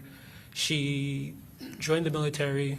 They traveled back and forth, but we still remained really close. And finding out that she was gonna have another child, really excited. She was military, so at the time she was like traveling back and forth, and because she was serving in, I believe it was Afghanistan, my mother, Sean's grandmother, took care of him while his other grandmother took care of his sister. And is your mother Lorna Allen? Yes. Okay. So is it fair to assume you haven't lived in New York your whole life? I mean, pretty much. I've lived in New York my whole life. Yeah. Okay. But when Sean was younger, were you down here, or how would you see him? Just with the grandmother? Yeah. So my mother and I were living in New York. So when my sister was serving overseas in Afghanistan, Sean was staying with us as a baby. Okay. So tell me what years, as far as the traveling and when he would actually live there or be taken care of there, how old was Sean, or what years was that? To the best of your recollection. To the best of my knowledge, maybe 2. I know he was walking at the time because we'd have to chase him around. So I'd say like 2 or 3. And then how long did that continue, that he would come up there? Like to visit? Yeah, he would routinely visit. Holidays, summers, things like that, all throughout his years from being a baby up until most recently a couple of Christmases ago. Okay. And we're in 2026 now, so maybe like 2022, 23, something like that? Yeah, it was after the pandemic, so I would say like 22, 23. Okay.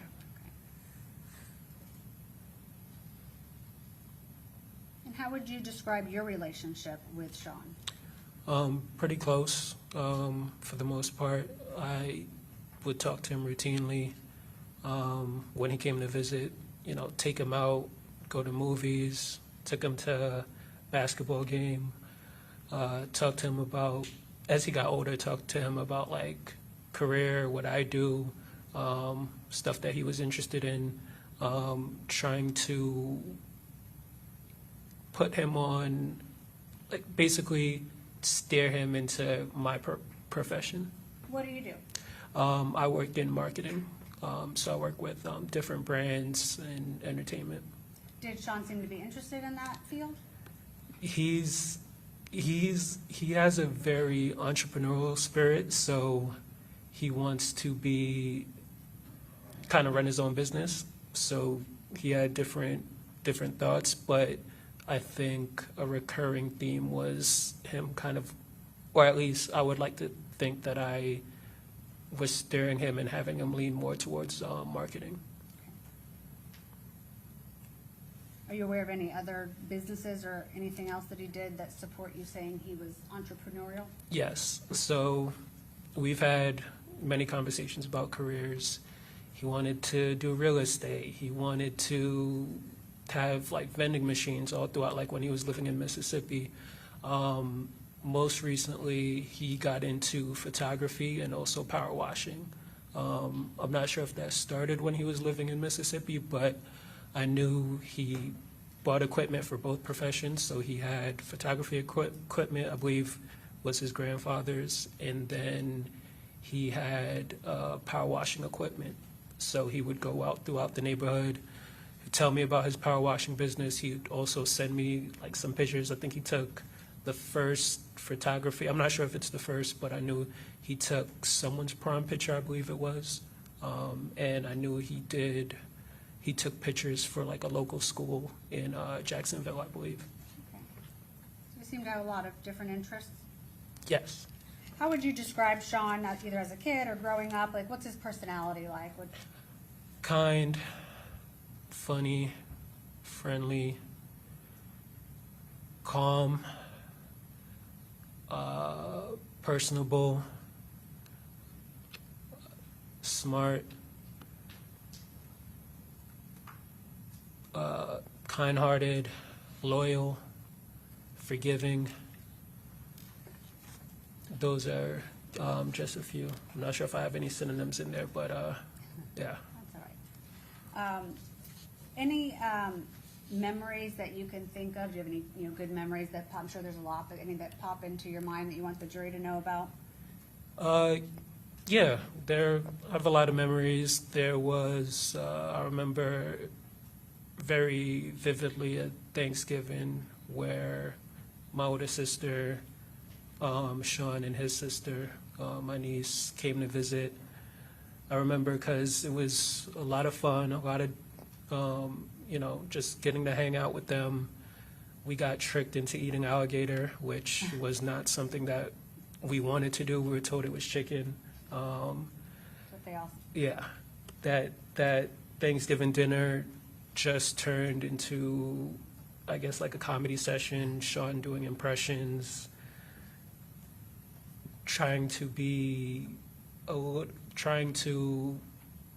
speak, I would say, extra proper. So like putting a little bit on top of it, just being, please, thank you, all that stuff. Even when he didn't have to, he just every other sentence was, kind of adding those to it, doing impressions, just trying to make everybody laugh and like make everyone have a good time. And my mother, his grandmother, was laughing like throughout the whole dinner. We all kept laughing throughout the whole dinner, and going back to like the different traits that I mentioned, like being funny, and kind-hearted. I would say like once he saw that, he was able to like kind of lift up the mood of the dinner. Not that it was down, but just kind of bring a little bit more engagement and fun and lightness to it. He continued that to kind of keep everyone in good spirits. You seem to enjoy doing that? Yes. And what about, were you involved in any faith-based or religious work with Sean, or not work, but involvement? I wasn't involved, but I know he was involved. Okay. And what do you know about that? I know he would frequently go on like different trips with his church. I know he's been fortunate enough to travel to a lot of different places, one as a military kid, but also like through his church. I believe he traveled to China, maybe a couple of other places, but I know most recently the most recent trip I remember was somewhere in Europe. I know coincidentally my niece, his sister's, that was her 18th birthday, I believe, and he got to travel out there with them, like with the church. So it was kind of like 2 for 1. You celebrate sibling's birthday, but you're also continuing to travel with your church members and congregation. But I know that was somewhere overseas, and that if she turned 18, that had to be somewhere after 2021, I believe. When you say his sister, is that Nevaeh? Yes. I also know he was really into like volunteering and kind of helping out the less fortunate. I'm not sure if that was specifically through his church, but I know that's some activities. His grandmother, Lisa, would probably be able to provide more context there. Sure. Would he tell you about those things? Did he seem like proud to do those things? Yeah, absolutely. I would say he was always proud to kind of show how he could like help others, uplift others, kind of going to like back to the prom pictures. I think he was most excited not about the fact that like he got paid to do it, but like the individual, the young lady who he took the pictures for, she really liked it. Like, I remember him telling me that. And he just seemed to be excited that he got paid to do something that he liked, but also like other people like really appreciated. He had a good work ethic, but he wanted to do things that made people happy. Absolutely. I think that kind of goes with the power washing as well. You know, it's, again, my background being more in entertainment and marketing, it's not what would be considered more like the blue collar, you know, getting your hands dirty type of jobs. But I think I would say he really liked the fact that, one, he could like work, like he could actually see his work in real time, like make people happy, make people proud, see the reactions on their face, either through their messages. It's very different than like marketing where you're behind a computer doing different stuff and you don't really get to see the tangible reactions to the things you do all the time. And are you still able to communicate with Sean, or have you been able to? Yes, he continues to call me. Called me on my, not too long after my birthday. Typically, he would call me on my birthday, holidays, just to you know, make sure I was okay. I would typically FaceTime him on his birthday to do the same, just like I would his sister. But that took a pause with this whole situation. Right. But while he's, you know, if he's in prison, still has ability to maintain a relationship. Is that something that you would want to do? Absolutely. Okay. And so he's somebody that you'd want to continue talking to? Yeah, we've talked since he has been. Okay. And would you be able to come down and visit him ever, or how would you maintain that relationship? Whatever I need to do, I'll do it. So if it's coming down to visit, I'll come down and visit, whatever I need to do.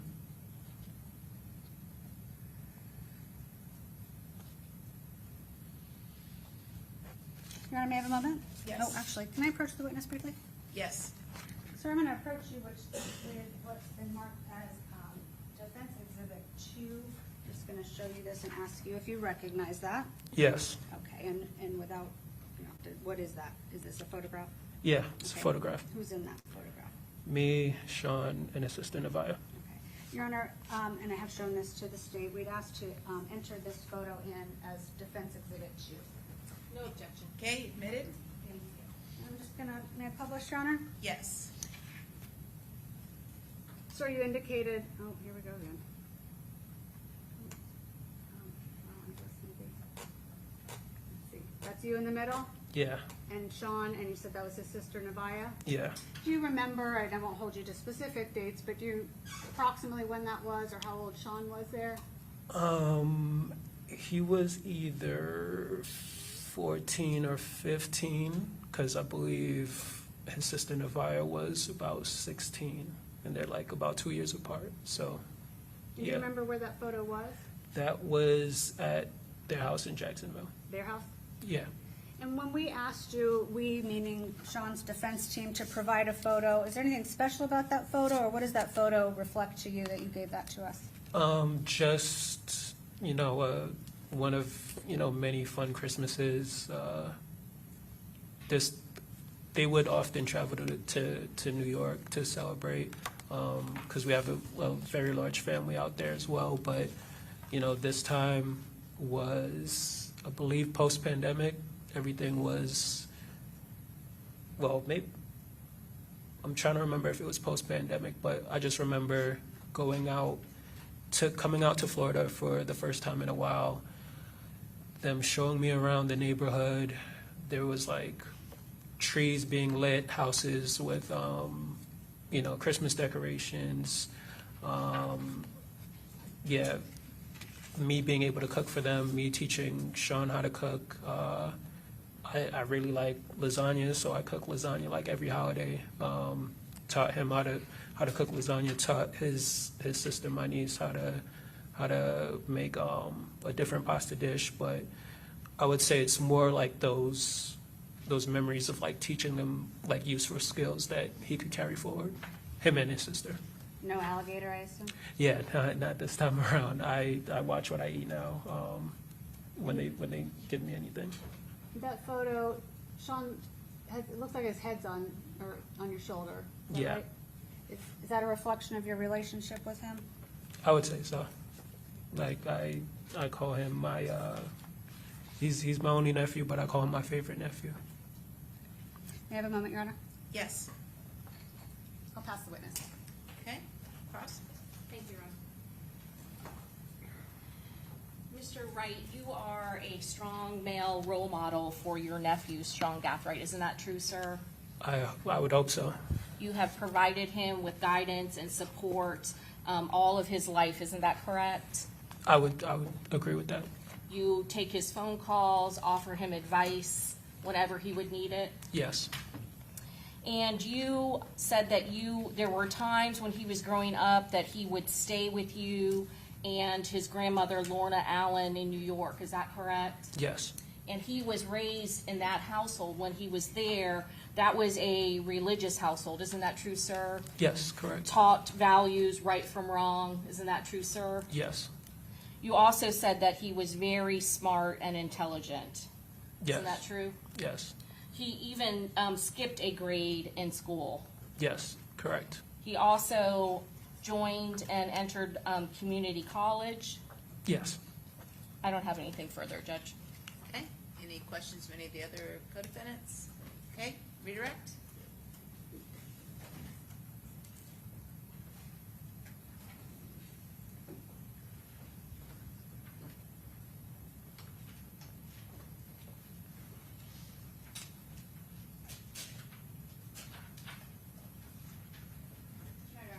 Okay, may this witness be excused? Yes. Okay, thank you, sir. You're free to go. Thank you. All right, who's your next witness? Call Nehemiah Tudor.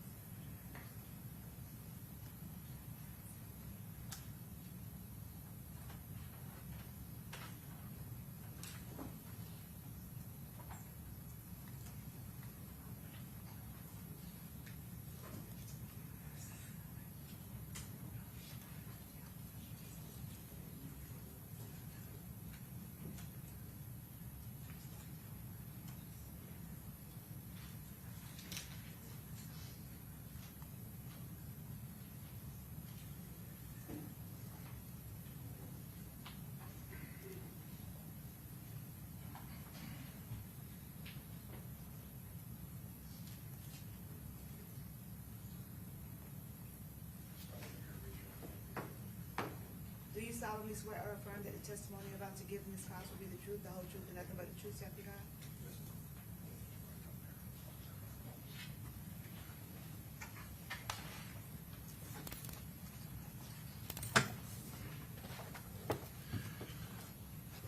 Good, you may proceed. Thank you, Your Honor. Good afternoon, sir. Good afternoon. Move up to that mic and make sure you speak up, okay? It's a big Okay. courtroom and you're hard to hear.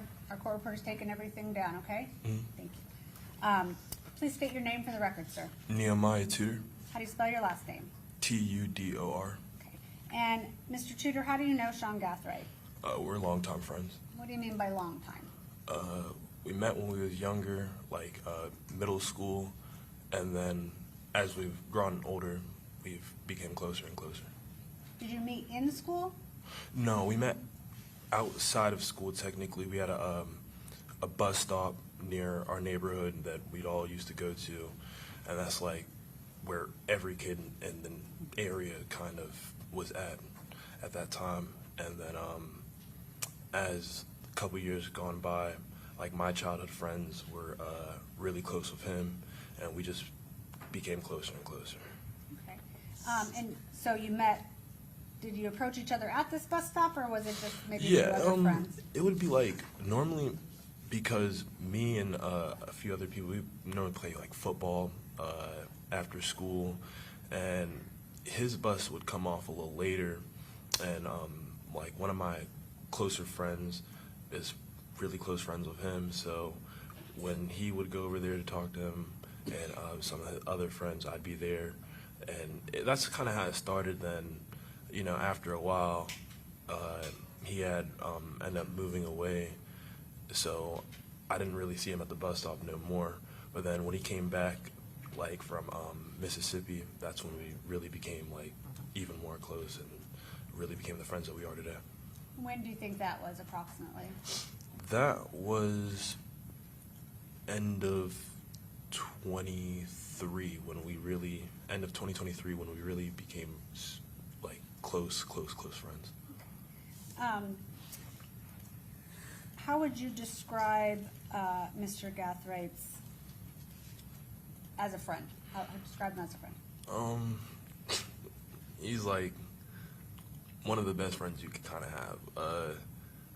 Sean is very outgoing, very confident, the type of person that is going to lift the mood or lift the spirit because he's the life of the party all the time.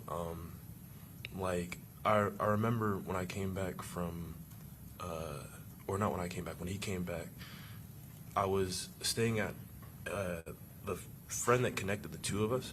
I was staying at his house, and he was going over to Sean's house, and I was just kind of like a little bit, I wouldn't say afraid to go over to Sean's house and meet his people, but I was not really like making it a big deal. But then Sean was like, "Nah, man, like come over.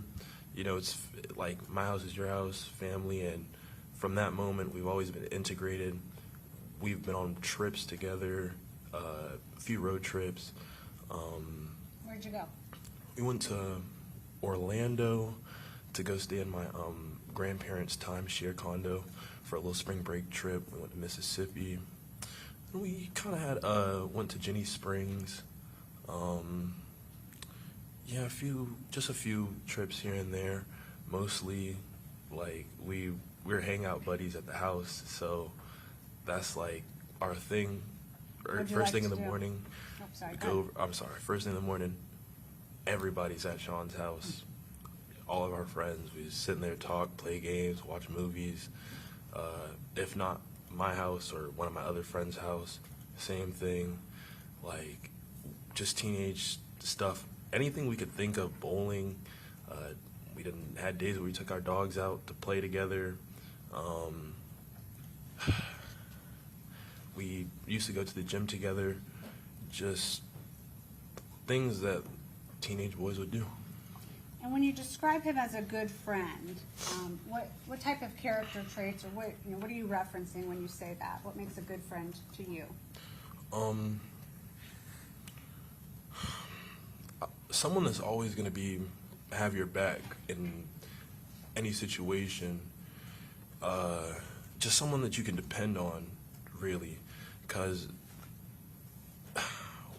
for me, I would say myself, like, when it comes to my friends, they know that I'm a very dependable person, reliable person. They can always ask on me for anything. So when I'm choosing the people to be closest around me, I would want somebody to be able to reciprocate the type of energy that I can give out to them, because I know why people kind of like to have me around, because they can depend on me. I can't do certain things. I'm a smart guy. So I would have to have my circle filled with the same type of people, and Sean fit the bill with flying colors, like from school work that we did together and a lot of other stuff. Is no question that he's a good friend, in my opinion. And you said he was smart. Did you know him to do well in school? Yeah. There was times where in college he had struggled a little bit, and we had like those conversations because we both were entering college at the same time. So there was times, like I said, where he struggled a little bit, but he never dropped his head. He was going to classes, made sure that he showed up to do the work. Even if he was struggling, went to go get the extra help. So Sean, even outside of school itself, like the things that Sean's interested into is like a lot of world stuff, like theories and like religion, and trying to know where the world really started. That's like things that really interest him a lot. So when we're out back, or say we're at his house having those conversations, we could have like deep conversations about real world topics, and maybe like politics, or like, you know, how the school system is being ran, or federal laws, or whatever. Like, because those are the things that piqued his interest. Even beyond that will be like theories and, you know, religious theories and stuff like that. So that's just the type of person Sean is. Always likes reading, always like, you know, sharpening his mind. You said you were both in college, but at the same time, did you go to school together? Personally, I did classes online. Okay. He did classes in person here and there. So Where was that? At FSCJ. And that's in Jacksonville? Yes, ma'am. And do you still live in Jacksonville? Yes, ma'am. If I was to ask you to share, I'm sure you have many, as you've described, but to share with the jury one of your favorite memories about Sean, what would that be? And I put you on the spot. Yeah, one of my favorite memories about Sean. What's your favorite thing about him, I guess?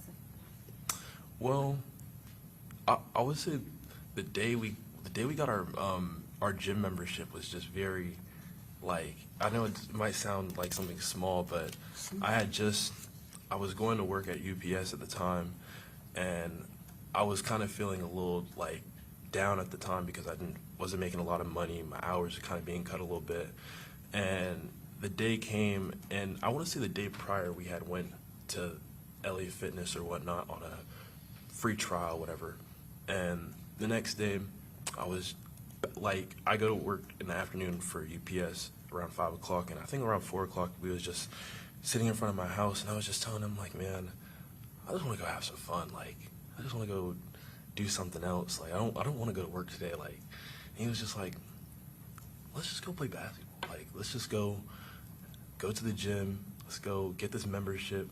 And I was already thinking, like, this is coming to the end of my job, and, you know, I probably wasn't going to stay here for over the summer, because that was maybe around like May or March of 2023.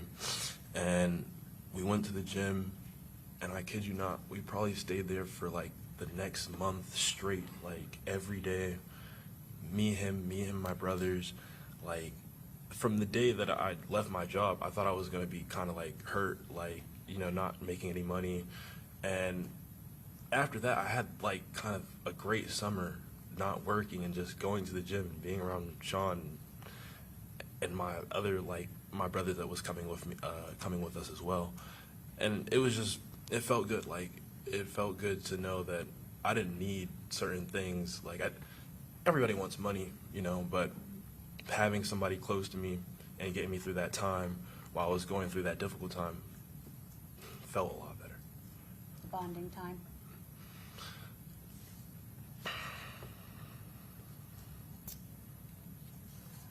Did there come a time that you didn't see Sean as much, or that he wasn't in your friend group as much?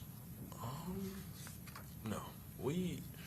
I probably spent from 2023, like, from this, maybe even January of 2024 up until the moment of the incident, I probably spent almost every day with Sean. Almost every day.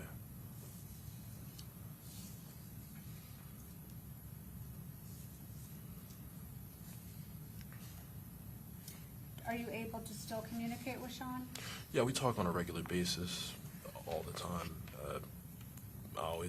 He always calls and checks up on me and makes sure I'm staying focused and staying on top of my career goals and the things I want to do in life. And I always try to do the same for him, to, you know, let him know that you still got things that you got to do, and you got to have the fight, and, you know, keep your head up. And we always have those conversations where I'm trying to encourage him, he's trying to encourage me, like, even emotional conversations about, you know, heartfelt stuff.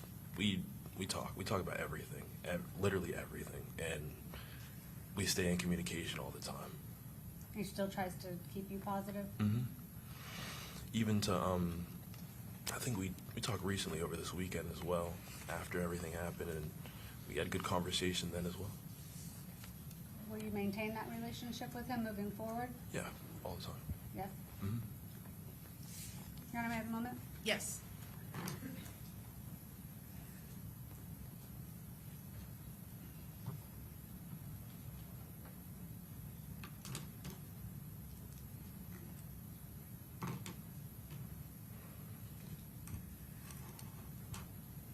Did you, what do you know about Sean working at Omni Hotels?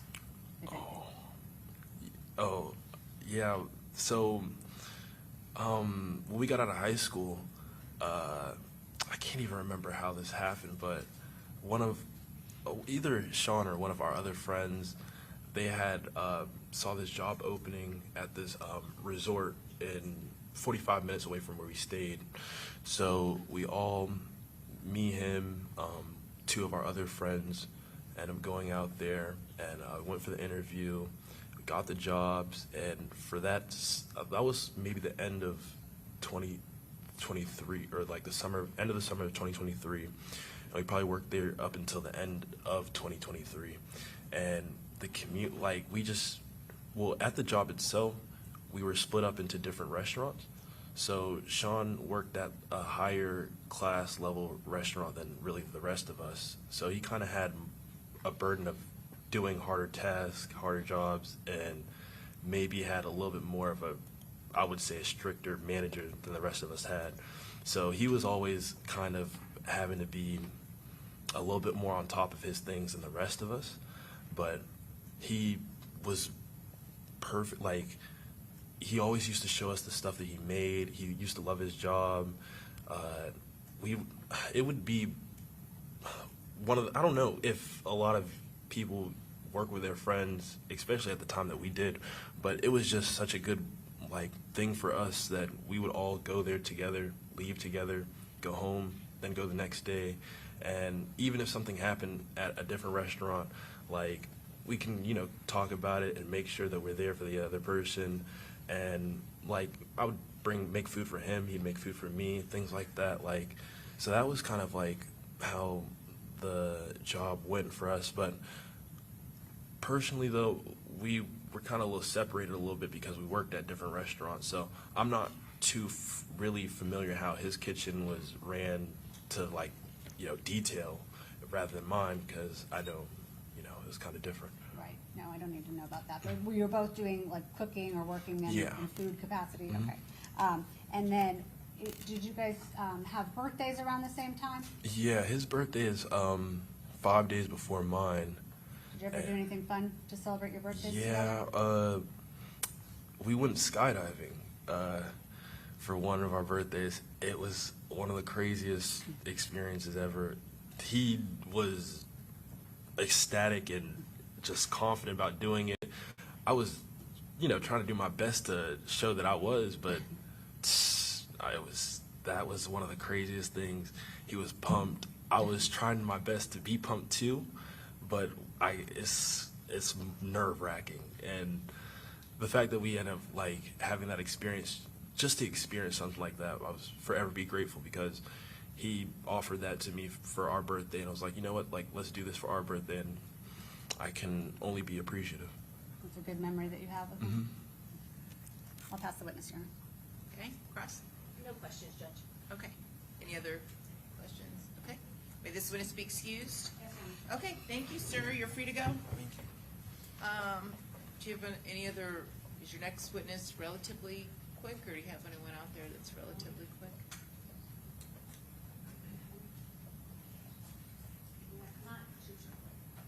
Okay. Okay. Come on up real quick.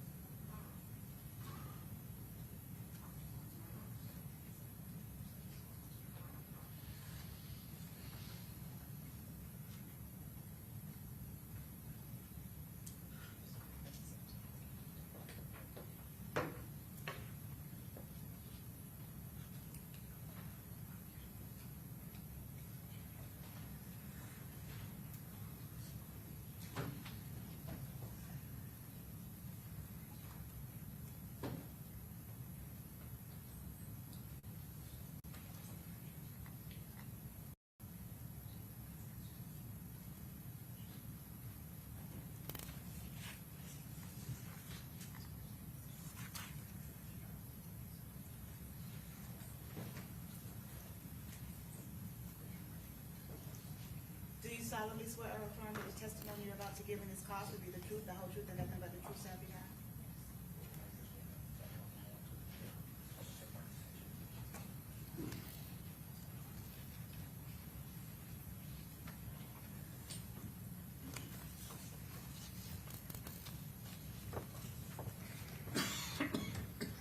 Very good, you may proceed. Thank you, Your Honor.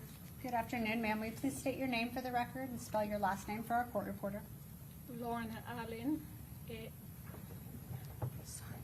Lorna Allen. Last name Allen.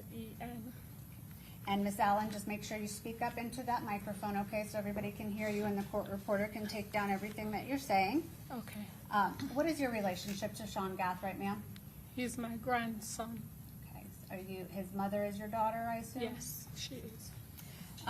And were you involved, we've heard a couple stories, were you involved in Mr. Gathwright's upbringing at all? Yes, during visits and when he was younger, when he was maybe a toddler, he spent a couple months with me when his parents went on military services. Okay. Was that up in New York? Yes. And how would you describe Sean as a child or as he grew up? He was a happy baby, friendly laugh, you know, explore his environment. He was a good baby. And how did you, well, let me ask you this. Do you still live in New York? I go back and forth. To where? To Florida? To Florida. So how often do you think over the years and would you see Sean?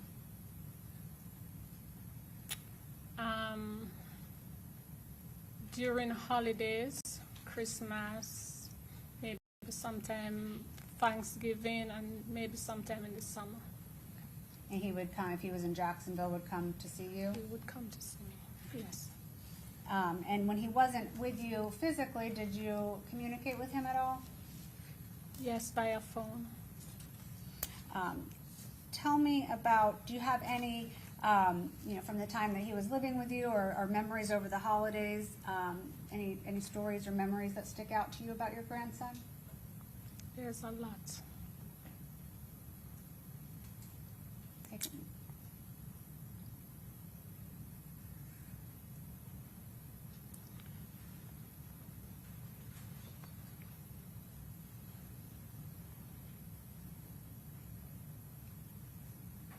He was the life of the party.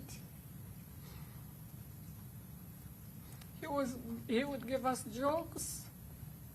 We would laugh.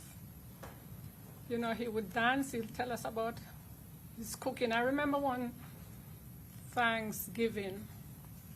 We were spending Thanksgiving in New York. And we were cooking, and he came upstairs with a bag. And he was saying, you know, waving the bag like this. I didn't know what was in the bag, but there was a surprise for, on the menu that I didn't know about. So they asked me, it was time for me to go upstairs and get dressed. And they quickly, it was alligator tail, and they quickly prepared the alligator tail. It came down, it was like a deep fried tail. We came down to the table, and they said, okay, we're gonna start eating. And we didn't know what it was, but it looked so good. It looked more like shrimp. And when we tasted it, we all said, this is good. So we were all eating, and he knew, but he said, doing like this, and we didn't realize he was wagging the tail of the alligator. So when we finished eating, he said, okay, do you want to know what you just ate? And nobody knew what it was, but it was delicious.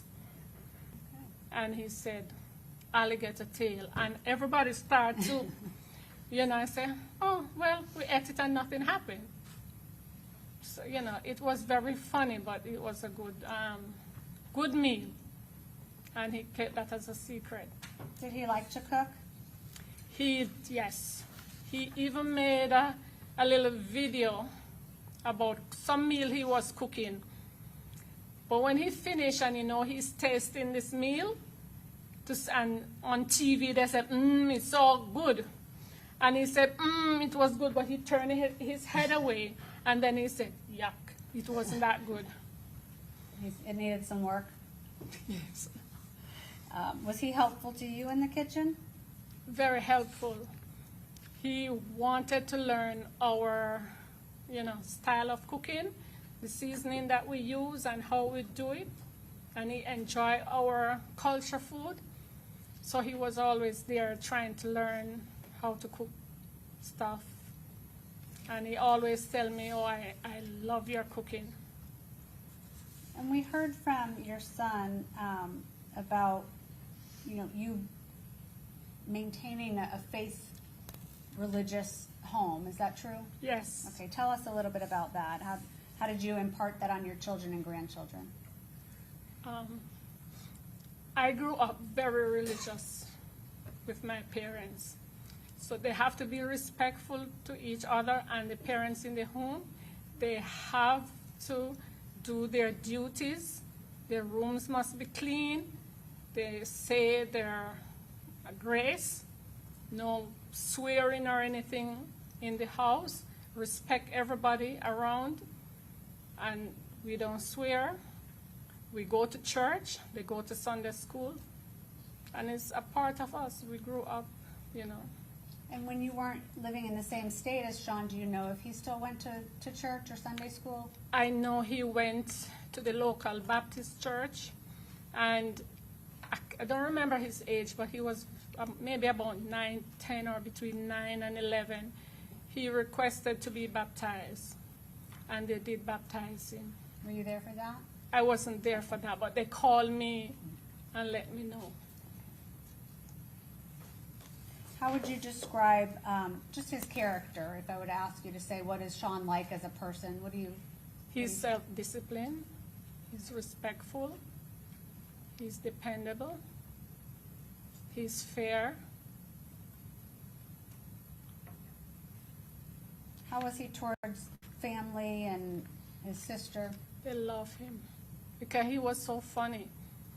So they love him. You said he was the life of the party? Yeah, he was the life of the party. Do you still maintain a relationship with your grandson? Yes, I do. Okay, how do you do that now? Once in a while, he would make a call to me, and I accept the call. Okay. And will you continue to do that throughout his life? I will forever, as long as I'm alive.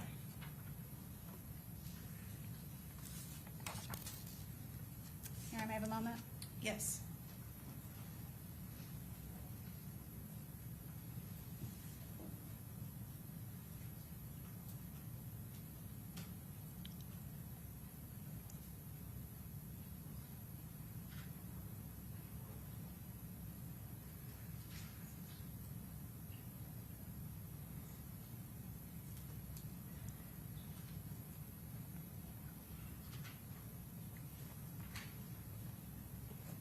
I'll pass the witness. Okay, Cross? No questions, Judge.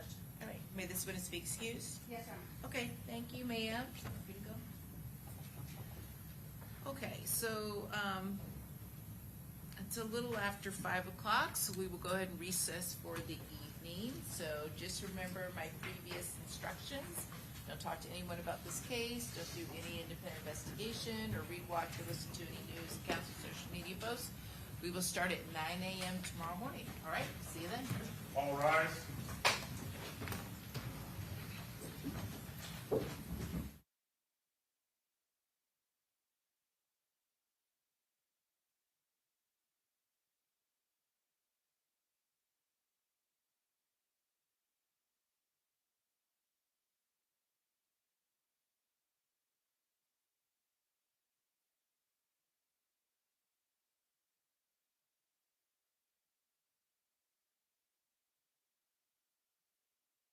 Okay, so Ms. Finkelstein, you've got 2 more witnesses, correct?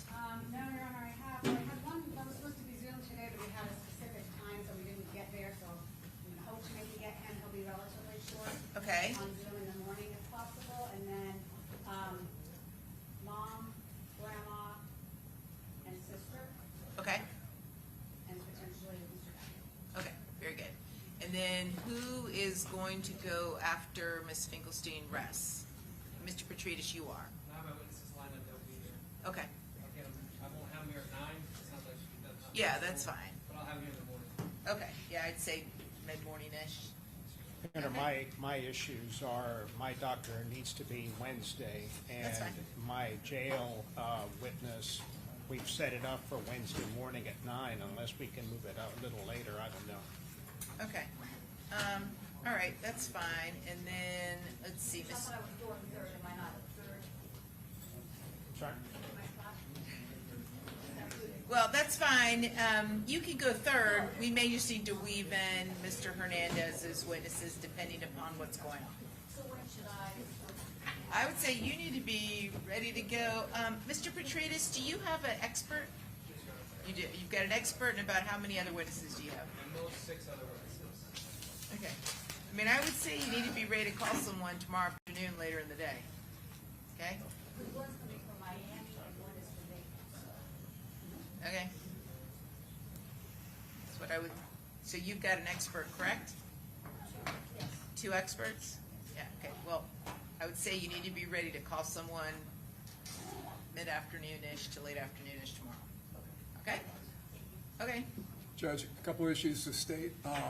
Our expert that I retained on Friday, Dr. Glickstein, he is only available Thursday at 1 moving forward, or Wednesday in the morning. So I just wanted to alert the court to that. And he's going to be rebutting, hoping, Dr. Rubino, who is Ms. Toomey's witness,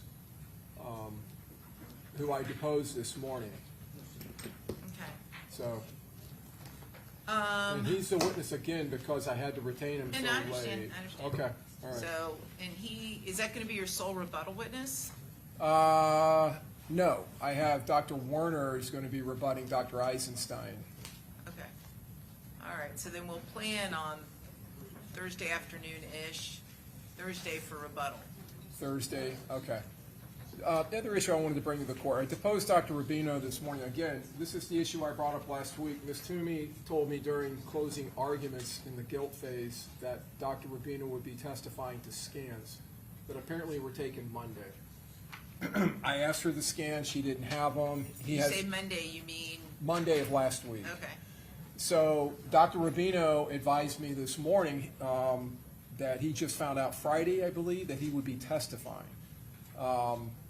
He has no report. He says he will not have time to prepare a report for me to forward to my doctor, who is a potential rebuttal witness. I can't say for a fact he is at this point. I requested any reports, the slides, the images on Friday, I believe. And yesterday, I sent another email to Ms. Toomey asking for reports, and she sent over a PowerPoint around 4:30 last night of all the slides, or at least the ones that Dr. Rubino is utilizing, and I went through this with him this morning. Okay. With the depot. That deposition will not be available to me until late tomorrow for me to provide to my expert. But I just wanted to let the court know. I'm not asking for anything to occur because it's penalty phase and I risk issues in post-conviction. So, but I'm appalled at this point by the discovery violations that have occurred and that we had deadlines before trial for this to get done. And I know she's going to say Dr. Rubino was listed, but she told me as a fellow officer of the court, he would be called to introduce prescriptions to slides, and another expert would be testifying to PET scans.